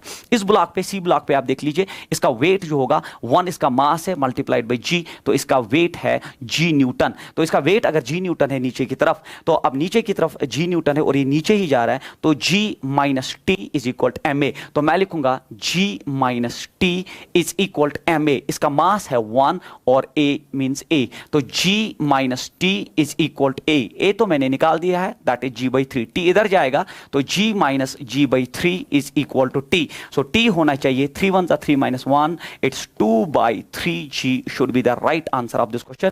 2 by 3g is the right answer. Again very important question, पहले एक्सेलरेशन उसके बाद टेंशन, उसके बाद A bullet is fired from a gun, the force on the, ये सबसे इंपॉर्टेंट क्वेश्चन मैं मानता हूं, ये बहुत ही इंपॉर्टेंट क्वेश्चन है। इसको दो तरीके हैं सॉल्व करने के। पहले आप क्वेश्चन एक बार पढ़िए। A bullet is fired from a gun, the force on the bullet is given by this। तो फोर्स ऑन द बुलेट जो है इस इक्वेशन, तो एक गन से एक बुलेट को फायर किया गया जिस बुलेट पे ये फोर्स दिया गया है, where f is in Newton and t is in second. जो इसमें फोर्स है वो f जो है वो न्यूटन में और टाइम इसमें second. The force on the bullet becomes zero as soon as it leaves the barrel। जैसे जो गोली बैरल से उस नली से बाहर आई उस पे फोर्स जो है वो जीरो बन गया। What is the average impulse imparted to the bullet? तो आपको बुलेट पे जो है एवरेज इंपल्स कैलकुलेट करना है। You have to calculate average impulse on the bullet. अगर आप इस इक्वेशन को देखोगे, फोर्स टाइम इक्वेशन को, इसको जो मैंने बोला इसको करने के दो तरीके, आप इसको इंटीग्रेट करो और फिर बाकी चीजें। तो फोर्स का इक्वेशन जो है, फोर्स का जो इक्वेशन है, मगर मैं आपको एक सिंपल मेथड दिखाऊंगा जो आपका टाइम बचाएगा, दैट इज 600 माइनस, फिर आप देख लीजिए 600 minus 2 into 10 raise power 5 T, 600 minus 2 into 10 raise power 5 T. तो ये कहता है कि जैसे ये बुलेट बैरल से बाहर आई तो इस पे फोर्स जो है वो जीरो हुआ, तो हम निकालेंगे इमीडिएटली वो टाइम जिसमें वो फोर्स जो है वो जीरो आया। तो ये कैरी करो, it's 2 into 10 raise power 5 T should be equal to 600। तो सर टी किसके बराबर है? It is 600 divide by 2 into 10 raise power 5। तो ये हुआ 300 और ये 2 ये ऊपर जाएगा तो ये बनेगा 3, ये 10 रेज़ पावर 2, ये 10 रेज़ पावर माइनस 5, ये बनेगा 10 रेज़ पावर माइनस 3 सेकंड्स। तो इतने टाइम के बाद अगर आप देखोगे बुलेट पे फोर्स जीरो बनेगा। तो फोर्स जीरो बनेगा, मैंने टाइम निकाला कितने टाइम के बाद, और अगर आप देखोगे ये टाइम हो गया 0.003 सेकंड्स। तो ये तो बहुत कम टाइम है, इसीलिए इंपल्स का कंसेप्ट है। मतलब आपने फायर किया, बैरल से गोली बाहर आई और इंपल्स जो है वो फोर्स जो है वो जीरो हुआ, दैट्स व्हाई ये जो है इंपल्स बेस्ड है। और चूंकि अब ये इक्वेशन जो है ना, अब लोग कैसे करेंगे इसको सॉल्व, वो लिखेंगे कि हमें सर पता है, we know that sir that impulse जो होता है that is F D T, ठीक है। और फिर जब इंटीग्रेट करेंगे सर 0 टू टी हमें फिर इंपल्स मिलेगा। तो इसको जो है 4 मिनट लगेंगे सॉल्व करने में और नहीं होगा। The best way to solve this question is, ये फोर्स टाइम है, फोर्स टाइम इक्वेशन है, और आपने पढ़ा होना चाहिए the area under force time graph directly gives us impulse. Area under force time graph directly gives us impulse, this is the concept. Now force और time का जो रिलेशन है वो लीनियर वन है, और जब आप टाइम इसमें जीरो, क्योंकि टाइम की इंटीग्रेशन जो आप लिमिट्स देंगे वो जीरो से ही स्टार्ट करके फाइनल टाइम ये है, तो जीरो से स्टार्ट करके फाइनल टाइम। तो जब इनिशियल टाइम आप जीरो दोगे तो फोर्स था 600 न्यूटन, तो जब टाइम जीरो था तो यहां फोर्स था 600 न्यूटन, और फिर जैसे जैसे आप टाइम बढ़ा वैसे वैसे आप फोर्स रिड्यूस होना स्टार्ट होगा। इसी सी बात है, जब ये बढ़ेगा तो ये फोर्स रिड्यूस होना स्टार्ट होगा, और फिर कैसे रिड्यूस होगा? रिड्यूस होगा डायरेक्टली फोर्स, क्योंकि force is directly proportional time, तो डायरेक्टली रिड्यूस होने का मतलब ये होता है। और जब टाइम बनेगा सर, टाइम कितना बनेगा? 3 into 10 raise power minus 3 seconds पे फोर्स वैनिश हो जाएगा। तो ये ग्राफ बनाने का तरीका होता है कि इनिशियली टाइम जीरो था, फोर्स 600 न्यूटन था, और जैसे जैसे टाइम बढ़ना स्टार्ट होगा वैसे वैसे फोर्स डिक्रीज होना स्टार्ट होगा, और जब फोर्स डिक्रीज होना स्टार्ट होगा तो टाइम जब 0.003 या 3 into 10 raise power minus 3 seconds आएगा तो फोर्स जीरो होगा। दैट्स व्हाई लीनियरली मैंने बताया। तो अब बच्चा पूछ सकता है सर ये अगर स्क्वायर प्रोपोर्शनलिटी तो ग्राफ तो कुछ और बनेगा, तो फिर कैसे निकाला जाए? तो आई बिलीव दैट जब ये पूछा जाएगा तो यही पूछा जाएगा, क्योंकि उसको आपका इंटीग्रेशन नहीं देखना, उसको आपका कंसेप्ट चेक करना है कि ये ग्राफ में उड़ा सकता है इसको फोर्स टाइम में, और विद इन 30 सेकंड्स के अंदर इसको सॉल्व कर सकता है कि नहीं, वरना इंटीग्रेशन में 5 मिनट लगेंगे, उतना टाइम होता नहीं है। तो अब आप देख लीजिए ये एरिया जो है वही इंपल्स देगा, क्योंकि area under force time graph की इंपल्स, तो इंपल्स जैसे हम डिनोट करते हैं एंड इट्स एरिया, एरिया हो गया ट्राइंगल का हाफ ऑफ बेस, बेस हो गया 3 into 10 raise power minus 3 multiplied bye altitude, that is 600। तो ये हो गया यहाँ 300, 3 3 हो गया 9, जे हो गया 900 and then 10 raise power minus 3, 2 0 उड़ा दो तो जे हो गया बराबर 0.9 न्यूटन सेकंड। ये होता है with in 30 seconds question solve करने का तरीका। सो 0.9 Newton second should be the right answer for this question.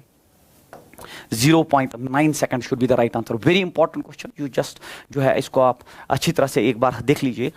तो इंटीग्रेशन से करने की जरूरत नहीं। उसके बाद N elevator of mass m is accelerated upwards by applying. तो एक एलिवेटर है जिसका मास m है, आपने इसको एक्सेलरेट किया अपवर्ड्स, तो मैं मानता हूं ये एक एलिवेटर है जिसका मास m है, और आपने इसको एक्सेलरेट किया बाय फोर्स F। तो एक्सेलरेट किया तो एक्सेलरेशन तो आ गई आपके पास, that is force divided by mass. तो एलिवेटर की एक्सेलरेशन आ गई। तो an elevator of mass capital M is accelerated upwards by applying force F। तो आप एक्सेलरेशन फोर्स बाय मास से निकाल सकते हो। Mass M is initially situated at a height of 1 metre above the floor of the lift. तो एक छोटा सा मास M है जिसको आपने 1 मीटर हाइट पे रखा है फ्लोर ऑफ द लिफ्ट से। फिर क्या पूछ रहा है, फॉलिंग फ्रीली। ये फ्रीली फॉल कर रहा है, तो फ्रीली फॉल करने का मतलब इसका एक्सेलरेशन ड्यू टू ग्रेविटी से फॉल हो रहा है। उसके बाद क्या पूछ रहा है, it will hit the floor of the elevator after a time equal to, very important, कितने टाइम के बाद ये फ्लोर ऑफ द लिफ्ट को हिट करेगा। तो अगर आप देखोगे रिलेटिव कंसेप्ट है, रिलेटिव कंसेप्ट, एक्सेलरेशन लिफ्ट का ऊपर और मास नीचे, तो यहाँ पे जी इफेक्टिव आपने पढ़ा होना चाहिए, होता है बराबर जी प्लस ए। जी प्लस ए, तो पहली फुर्सत में जब वो जी प्लस ए, क्योंकि ये जो है नीचे है ऊपर है, they will go for this G effective जो है आपका, जी इफेक्टिव जो आपका है वो हो जाएगा बराबर जी, तो जी है ए जो है आपका, that's F divided by M. F divided by M, क्योंकि अपोजिट डायरेक्शन में एक्सेलरेशन ऐड होती है रिलेटिव कंसेप्ट में। G effective is A, that is G plus F by M.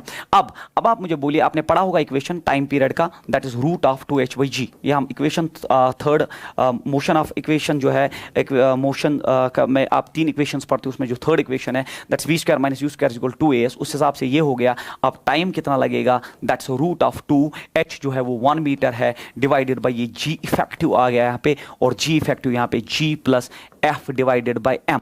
क्योंकि ऐसा कोई ऑप्शन दिख नहीं रहा है, आप 1 छोड़ दीजिए, तो एम से इसको आप मल्टीप्लाई करिए नीचे, तो आपका टाइम पीरियड जो है, आपका टाइम पीरियड जो है वो आना चाहिए t इज इक्वल, तो अगर मैं m से थ्रू आउट मल्टीप्लाई करूं, ऊपर बनेगा 2m, नीचे बनेगा gm प्लस f। ठीक है, तो मैंने यहां पे भी m से मल्टीप्लाई, यहां तो ऊपर m हो गया, यहां m कटा बट g के साथ आ गया, तो 2m divided by gm plus f, 2m divided by gm plus F, option number 4 is the right answer of this question.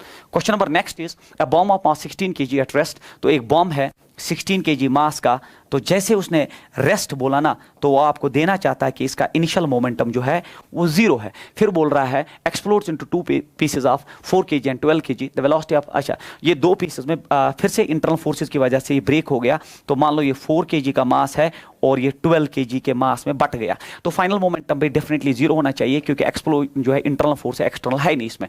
तो the velocity of mass of 12 kg is 4 metre पर second, तो इसका जो velocity दिया है वो 4 metre पर second दिया है। The kinetic energy of the other is, तो इसका काइनेटिक एनर्जी आप छोड़ दीजिए, पहले इसकी स्पीड निकालिए, क्योंकि फाइनल मोमेंटम 0, ये आगे जाएगा तो ये पीछे किसी स्पीड से डेफिनेटली जाएगा। तो मोमेंटम 0 होने के लिए ये मोमेंटम इस मोमेंटम को बैलेंस करना चाहिए। तो यहां इक्वेशन बनेगी 4u इज इक्वल 12 इंटू 4, 4 और 4 जो है आपका चला जाएगा, तो 4 और 4 चला जाएगा, तो इसकी स्पीड आ गई 12 मीटर पर सेकंड। मतलब ये 12 मीटर पर सेकंड से जाएगा, तो इसकी काइनेटिक एनर्जी हो गया हाफ ऑफ m, m इसका 4 है, इंटू 12 का स्क्वायर, 12 स्क्वायर हो गया 144, और ये 2 2 4, 144 इंटू 2 होता है बराबर 288 joule should be the right answer of this question.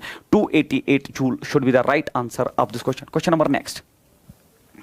Impulse means, तो इम्पल्स मैंने बहुत सारे क्वेश्चंस दिखाए और मैं लैंग्वेज में कभी मैंने बोल दिया वहां पे कि impulse means change in momentum definitely, ठीक है, क्योंकि इम्पल्स का इक्वेशन अगर आप देखोगे वो होता है F D T, then it is equal to del P again, ठीक है। Change in momentum is nothing by impulse and it's unit is newton second. Question number next, देखिए the circuit shown the figure contains 2 diodes each with a forward resistance of 50 ohm. तो 2 diodes है, दोनों का resistance जो forward resistance है वो 50 ओम है, तो इसका भी फॉरवर्ड रेजिस्टेंस और इसका भी फॉरवर्ड रेजिस्टेंस 50 ओम है with the resistance of infinite resistance. और बैकवर्ड रेजिस्टेंस जो है, अगर आप इसको फॉरवर्ड बायस करेंगे तो 50 ओम है, अगर रिवर्स बायस करेंगे तो ये इनफिनिट रेजिस्टेंस, मतलब वहां से करंट नहीं चलेगी। If the batteries having voltage of 6 volt, the current through the 100 ohm resistor, यहां से करंट निकालने, देख लीजिए जब यहां से करंट निकलेगी, चूंकि रिवर्स बायस्ड है तो यहां से करंट बिल्कुल फ्लो नहीं होगी, कि इनफिनिट रेजिस्टेंस यहां से करंट फ्लो होगी, तो करंट यहां से जाएगी, यहां से और फिर फाइनली यहां से, क्योंकि ये तो कट गया। अब करंट कितना होगा, करंट होता है हमेशा दैट नेट पोटेंशियल, वो आपका 6 वोल्ट है, divide by net resistance. Net resistance ये तीनों रेजिस्टेंस है सीरीज में, इसका 50, इसका 150 हो गया 200, और ये 100 हो गया 300, तो 300 जो है यहां आ जाएगा, 3 2 हो गया 6, तो it is 2 into 10 raised power -2, 2 into 10⁻⁻², तो करंट होना चाहिए बराबर 0.02 ampere. 0.02 ampere should be the right answer of this question. बिल्कुल आसान क्वेश्चन है, आपने किया होना चाहिए। उसके बाद क्वेश्चन नंबर नेक्स्ट जो आपका है फॉर ट्रांजिस्टर एक्शन। तो अब ये कुछ पॉइंट्स है ट्रांजिस्टर एक्शन के बारे में, आपको पता होना चाहिए। Transistor action, the base emitter and collector should have small, the base emitter and collector should have small size and doping concentrations. गलत है। The base regions must be very thin and lightly doped. बिल्कुल, base region thin होता है और lightly doped भी होता है। तो emitter base junction is forward biased, ठीक है। इमीटर, अगर आपको एक्टिव रीजन में इसको काम कराना है, emitter base junction forward bias होना चाहिए, एंड द कलेक्टर बेस या base collector junction should be reverse biased. बिल्कुल ठीक है। उसके बाद both the emitter base junction as well as the base collector junction should be forward biased. तो saturation इसमें हम काम करवाते नहीं है। और उसके बाद जो है which of the following is correct, तो B and C should be the right answer of this question, option number 3। तो ये बिल्कुल आप जब ट्रांजिस्टर पढ़ते हो तो ये बिल्कुल पहले ही दिनों आपको कंसेप्ट क्लियर किया जाता है कि बेस सबसे थिन और lightly doped, emitter heavily doped moderate size का होता है, कलेक्टर सबसे लार्ज और जो है मॉडरेटली डोप्ड होता है।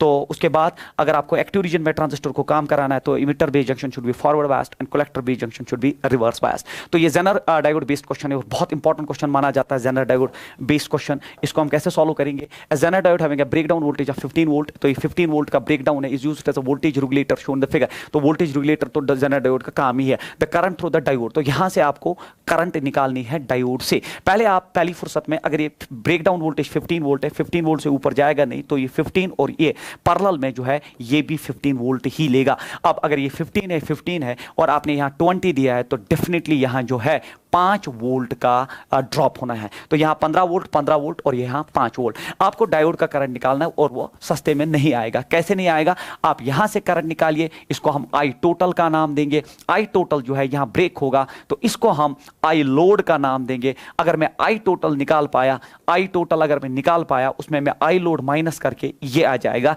That is Kirchhoff first law. तो आई टोटल कैसे निकालूं? तो आई टोटल निकालना तो है, I total is potential by resistance, potential is 5, resistance is 250, तो 5 5s are 25, 1/50, I total is 1/50, 1/5 होता है immediately 0.2 into 10⁻⁻1। तो ये I total हो जाएगा 2 into 10⁻⁻2 और इसको हम लिख सकते हैं 20 मिली एम्पियर। तो I total जो है यहां तक 20 मिली एम्पियर का करंट लेके आया। अब आगे क्या जाएगा? तो आई लोड में यहां से निकाल सकता हूं। तो आई लोड हो गया again potential that is 15 divide by resistance is 10⁻³ that is 1000। तो आई लोड जो है आपका वो आएगा 15 10⁻³ हो गया मिली एम्पियर। तो अगर यहां से 20 मिली एम्पियर आया और यहां से 15 मिली एम्पियर जा रहा है तो डेफिनेटली यहां से 5 milli ampere as per Kirchhoff's first law. तो incoming should be equal to outgoing. 20 में से 15 माइनस होके 5 milli ampere should be the right option for this question, option number 4th. Question number next. देखिए, arrange the following among the following 4 circuits, identify the circuit which behaves as OR gate. आपको बोलना है इन 4 में और gate कौन सा है। तो हम एक एक करके चेक करेंगे और गेट के लिए। तो ये सिग्नल यहाँ ए आई, यहाँ बी है, तो यहाँ जब और में होता है तो ये ए प्लस बी, बट ये नॉर है तो ये बनेगा ए प्लस बी का होल बार, तो ये नॉर गेट है। फिर और एक नॉट उसमें ऐड हो जाएगा तो ये बनेगा ए प्लस बी का बार तो था ही, और एक बार बार कट गया तो ये बना ए प्लस बी और ये और गेट ही होता है। तो ये एग्जामिनर अच्छा है क्योंकि इसने पहला ही ऑप्शन आपको और गेट ही पूछा है, तो first should be the right answer. बाकी सब जो है और गेट नहीं हो सकते। वेरी इंपॉर्टेंट क्वेश्चन और पहला ही इसमें आंसर आया। आपने बूलियन अलजेब्रा पढ़ा होगा, ऐसे इसको सॉल्व किया जाता है। The device that acts as a complete electronic circuit. Remember that जो आपका सेमीकंडक्टर टेक्नोलॉजी है उसमें एक सर्किट आप पढ़ते हो जिसको हम इंटीग्रेटेड सर्किट, यूजुअली वो ये आपके 12th और एंट्रेंस में नहीं पढ़ाया जाता है, बट आप जब हायर इसमें चले जाते हो, इंजीनियरिंग करते हो इसमें, तो आपको पता चलता है कि इंटीग्रेटेड सर्किट होता है। बहुत सारे जो छोटे छोटे इलेक्ट्रॉनिक जो सर्किट्स होते हैं उनका जो एडिशन है वो एक कंप्लीट सेट बनाता है जिसको हम इंटीग्रेटेड सर्किट कहते हैं। तो इसमें बहुत सारे डायोड्स, बहुत सारे ट्रांजिस्टर्स मिलके एक स्ट्रक्चर बनता है, उसको हम इंटीग्रेटेड सर्किट कहते हैं। तो that acts a complete electronic circuit, integrated circuit कहते हैं उसको।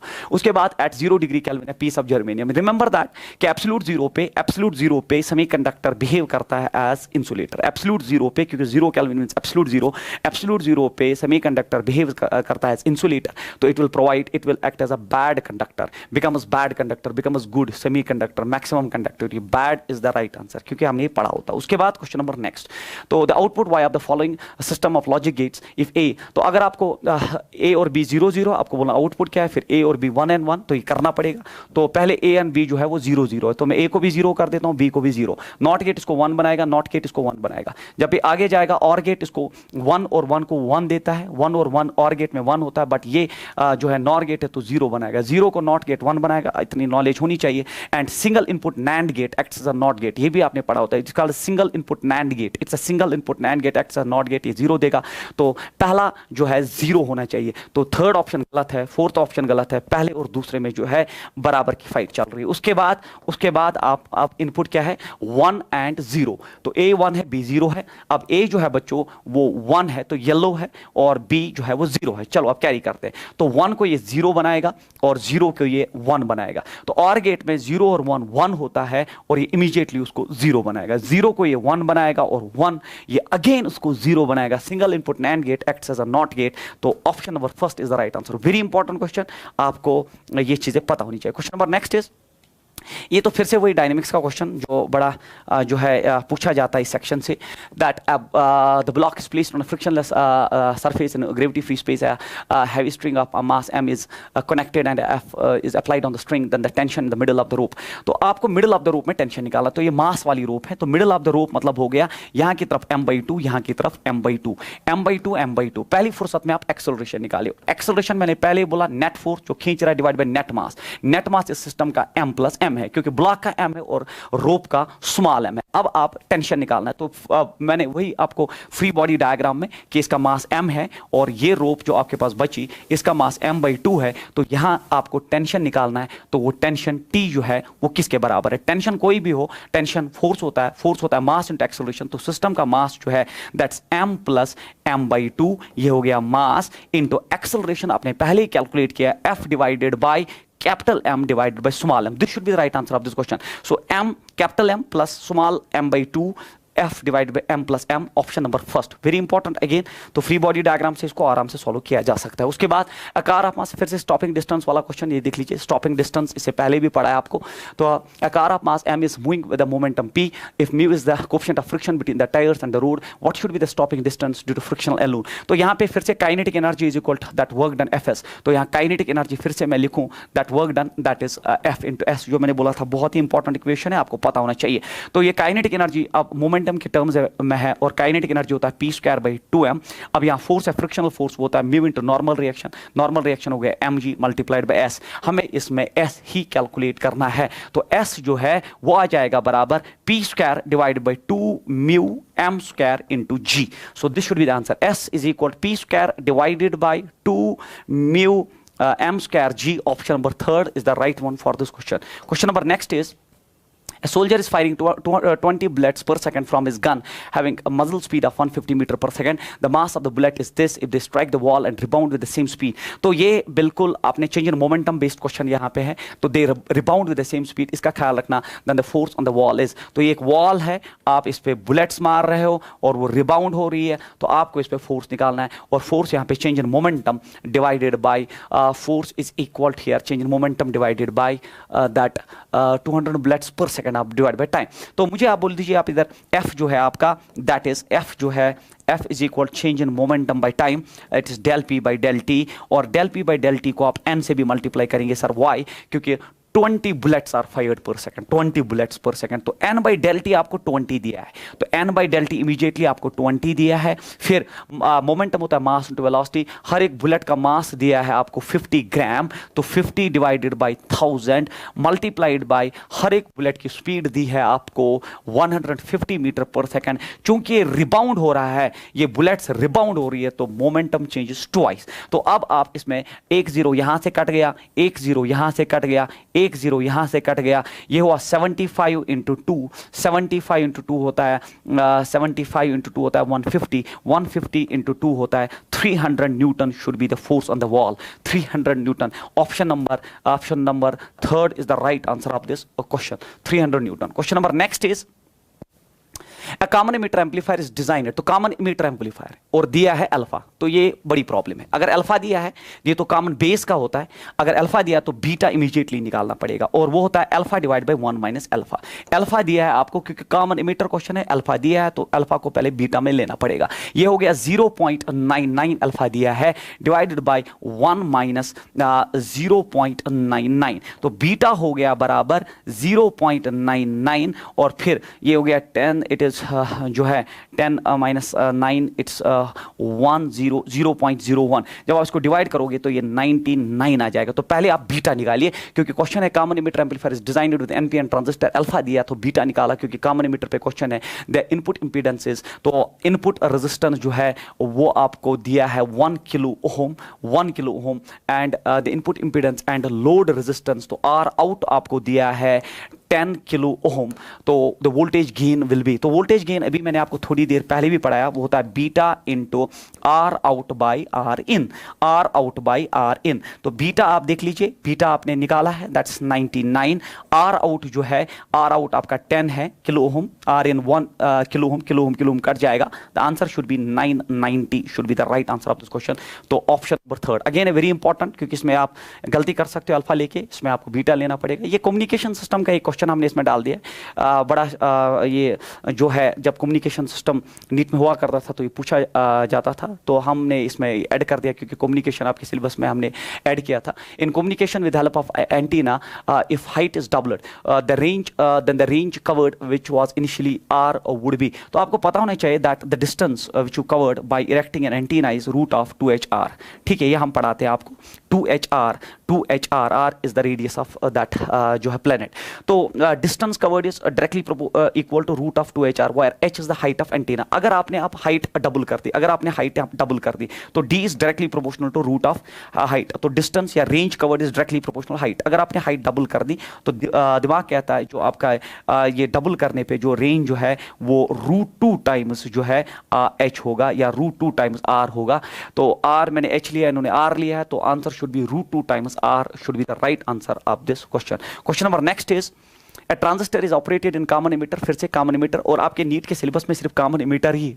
आप सोच रहे हो कि common बेस पे क्वेश्चन क्यों नहीं आ रहा है, अगर आप अपना सिलेबस एक बार चेक करें तो common emitter is your NEET syllabus.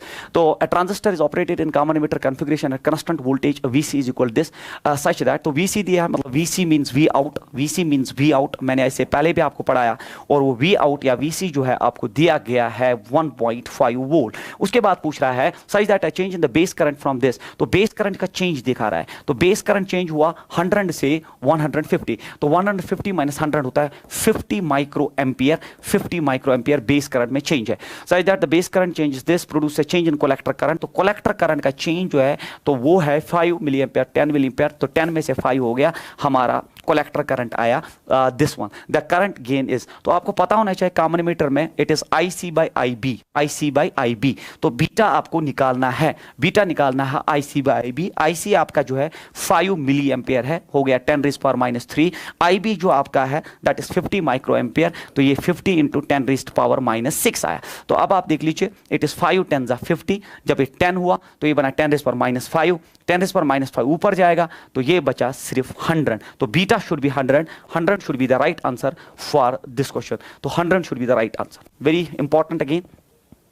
Question number next is the logic equivalent, the logic gate equivalent to the given logic circuit is, तो इस logic circuit का equivalent क्या है? equivalent हो गया मतलब ये किस गेट का रिप्रेजेंटेशन है, तो कैसे करेंगे, बिल्कुल कैरी करिए, ये A आ गया, ये B आया, तो ये नॉट करेगा इसको A बार, ये इसका बनेगा B बार, तो यहाँ आया A बार, यहाँ आया B बार, पहले एंड गेट इसका डॉट करेगा और फिर, तो पहले एंड गेट इन दो का डॉट करेगा और फिर इस पे चूंकि नैंड गेट है नॉर, तो ब्रेक करिए as per De Morgan's law, double bar cancel out हो जाएगा, डॉट प्लस में कन्वर्ट होगा, डबल बार कैंसल होगा, A plus B OR gate का होता है, तो answer should be OR gate, option number first. Again very important, semiconductor logic gates.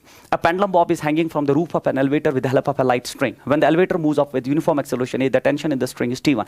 जब elevator ऊपर जा रहा है टेंशन T1 है. तो जब elevator ऊपर जा रहा है, जब elevator ऊपर जा रहा है तो टेंशन is T1. तो पहली फुर्सत में आप क्या करिए, elevator ऊपर जा रहा है तो टेंशन is T1. तो अगर A से जा रहा है तो टेंशन T1 है. तो टेंशन जब T1 है तो सीडो फोर्स नीचे एक्ट करेगा और हमें पता है वो होगा mg plus A. तो this should be the tension क्योंकि सीडो फोर्स एक्ट डाउनवर्ड करेगा. तो T1 आ गया. When the elevator moves down with the same acceleration, अब जब एलिवेटर नीचे आएगा तो सीडो फोर्स ऊपर एक्ट करेगा तो टेंशन T2 हो जाएगा और T2 हो जाएगा mg minus A क्योंकि नीचे आने पे सीडो फोर्स ऊपर एक्ट करेगा. हमसे क्या पूछ रहा है, the tension in the string is T2. If the elevator is stationary then the tension in the string. अब अगर एलिवेटर स्टेशनरी होता तो टेंशन स्टेशनरी के वक्त ट्रू वेट आता, दैट्स mg. तो हम इनको थोड़ा सॉल्व करते हैं. तो T1 जो है इमीडिएटली आप T1 को सॉल्व करिए, ये बना mg प्लस ma एक इक्वेशन, और T2 आप सॉल्व करिए, ये बना mg माइनस ma. अगर हम इन दो को ऐड करें तो ये और ये कट जाएगा तो ये बनेगा T1 plus T2 is equal twice of mg. mg हो गया जब वो रेस्ट पे उसका वेट आप देखोगे that will be the true weight, twice of t, mg is t. तो t होना चाहिए T1 plus T2 divide by 2 should be the right answer of this question. T1 plus T2 divide by 2 should be the right answer of this question. Question number next is the sky wave propagation. Communication का और एक question है इसमें, the sky wave propagation is suitable for radio waves of frequency. तो ये जबान याद होना चाहिए. स्काई वेव प्रोपगेशन जो है उसमें हम क्या करते हैं, अर्थ से, अगर ये अर्थ है तो यहाँ एक एंटीना है, हम एंटीना से आयोनोस्फीयर की तरफ वेव भेजते हैं, वेव, और वो TIR होके दूसरा एंटीना यहाँ उसको पकड़ लेता है, ठीक है. बट इसका जो फ्रीक्वेंसी रेंज है वो होना चाहिए 2 megahertz to 30 megahertz. So this should be the right answer. तो ऐसा नहीं होना चाहिए कि ये पेनिट्रेट करके निकले तो ज्यादा फ्रीक्वेंसी भी यूज नहीं कर सकते हैं, ऐसा नहीं है कि वो वहां तक पहुंचे ही नहीं. तो the range selected for this frequency is 2 MHz to 30 MHz is the right answer. Question number next is a PN junction diode is connected to a battery of 5.5 volt. तो ये 5.5 volt का and external resistance of 5.1 kilo ohm. The barrier potential is 0.4. तो यहाँ जो barrier potential जो है opposition वाला that is 0.4. The current in the circuit. तो current in the circuit जो है आराम से निकाला जा सकता है. Current is net EMF. Net EMF आप देख लीजिए 5.5 minus 0.4 क्योंकि barrier potential इसको अपोज कर देगा. तो 5.5 minus barrier potential divide by net resistance. तो नेट रेजिस्टेंस सिर्फ यहाँ 5.1 है. तो I हो गया बराबर 5.5 माइनस 0.4 होता है 5.1 डिवाइड बाय 5.1. तो answer should be 1 milli ampere should be the answer of this question. क्योंकि ये किलो ओम था नीचे, ये 10 रेज़ पावर 3 जो है ऊपर जाएगा तो 1 milli ampere should be the right answer of this question. तो इस क्वेश्चन का जो आंसर है वो होना चाहिए आपका 1 milli ampere. Question number next is, तो given below are symbols for some logic gates, the XOR gate and NOR gate are respectively. तो जोर और नॉर आपको पहचाना है. तो ये गेट जो है आपको पता होना चाहिए नैंड है, इसमें ज्यादा परेशानी नहीं. तो अगर आप ये देखोगे तो ये जोर गेट है, अगर आप देखोगे ये नॉर गेट है, अगर आप देखोगे ये नॉट गेट है. तो आपको पूछना है XOR and not, XOR and NOR. तो B and C should be the answer. B and C is the answer of this question. Question number next, ये सिंबल्स तो पढ़े होते हैं आपने, ये भी एक अच्छा क्वेश्चन है. What is the maximum value of F such that the block shown in the arrangement does not move. तो आप कितना फोर्स देंगे कि ये जो है मूव नहीं करना चाहिए, तो मतलब फोर्स बैलेंसमेंट. तो यहाँ पे आप देख लीजिए फोर्स ऐसे आया तो फोर्स को रिजॉल्व करिए. एक फोर्स यहाँ एक्ट करेगा, दूसरा यहाँ इसका कंपोनेंट. तो ये 60 है तो सर इमीडिएटली ये 60 बनाइए. तो ये हुआ एफ कॉस 60, तो ये एफ कॉस 60 बना दीजिए. और सर ये हुआ एफ साइन 60. जब ये एफ कॉस 60 एफ साइन 60 आप देखोगे तो वेट तो हमेशा डाउनवर्ड्स हो गया, mg डाउनवर्ड्स हो गया और एफ साइन थीटा भी नीचे हो गया. तो नॉर्मल रिएक्शन जो है, नॉर्मल रिएक्शन ऊपर की तरफ एक्ट करेगा. और अब नॉर्मल रिएक्शन क्लियरली हमें दिख रहा है, वो वेट जो डाउनवर्ड्स है प्लस जो इसको प्रेस कर रहा है फोर्स नीचे, that is F sine of 60. अगर इसको मूव नहीं करना है, अगर इस ब्लॉक को मूव नहीं करना है, जो फोर्स को मूव कराना चाहता है दैट्स एफ कॉस 60, वो पीछे फ्रिक्शनल फोर्स के साथ बैलेंस करना चाहिए. दैट इज द कंडीशन जो आप इसमें यूज कर सकते हैं. अगर इसको मूव नहीं करना है तो ये जो फोर्स मूव कराना चाहता है वो फ्रिक्शनल फोर्स को बैलेंस करना चाहिए. तो मतलब एफ कॉस 60 जो है immediately mu into normal reaction के बराबर होना चाहिए. और नॉर्मल रिएक्शन मैंने निकाल के रखा है, that's mg plus F sine of 60 degree. तो आप मुझे बोलिए F cos 60 is 1/2, F cos 60 is 1/2 is equal, आपका जो है निकालना क्या है इसमें, आपको म्यू दिया गया है. What is the minimum value of F, अच्छा एफ ही निकालना है, सही that the block shown the figure. तो म्यू दिया गया है, mu is provided, it is 1/2 root 3. M दिया गया है रूट 3 मल्टीप्लाइड बाई जी ही रखेंगे, प्लस एफ निकालना है, साइन 60 हो गया अगेन √3/2। पहली फुर्सत में √3 जो है √3 के साथ उड़ा दो, ये f/2 इज इक्वल, ये हो गया g/2 प्लस f/4, क्योंकि 2 अंदर चला गया। अब आप कैरी करो इसको, ये बना f/2 minus f/4 is equal g/2। तो 4 - 1 4 - 2 इट्स 2f डिवाइडेड बाई 4 2 ज़ा 8 इज इक्वल g/2। तो आप मुझे बोलिए, ये हो गया 2 4 ज़ा 8, ये हो गया 2 2 ज़ा 4, f हो गया बराबर 2g। f जब हुआ 2g तो हो गया 20 Newton, should be the right answer of this question. तो 20 न्यूटन फोर्स अगर इस पे एक्ट करेगा तो ये जो है it is about to, but it will not, because the forces are balancing here. Very important question, इसमें पूरा आपको पता होना चाहिए कि नॉर्मल रिएक्शन किसके बराबर है। उठा के आपने mg डाल दिया तो बिल्कुल गलत हो जाएगा। Question number next is, a body slides down a rough inclined plane of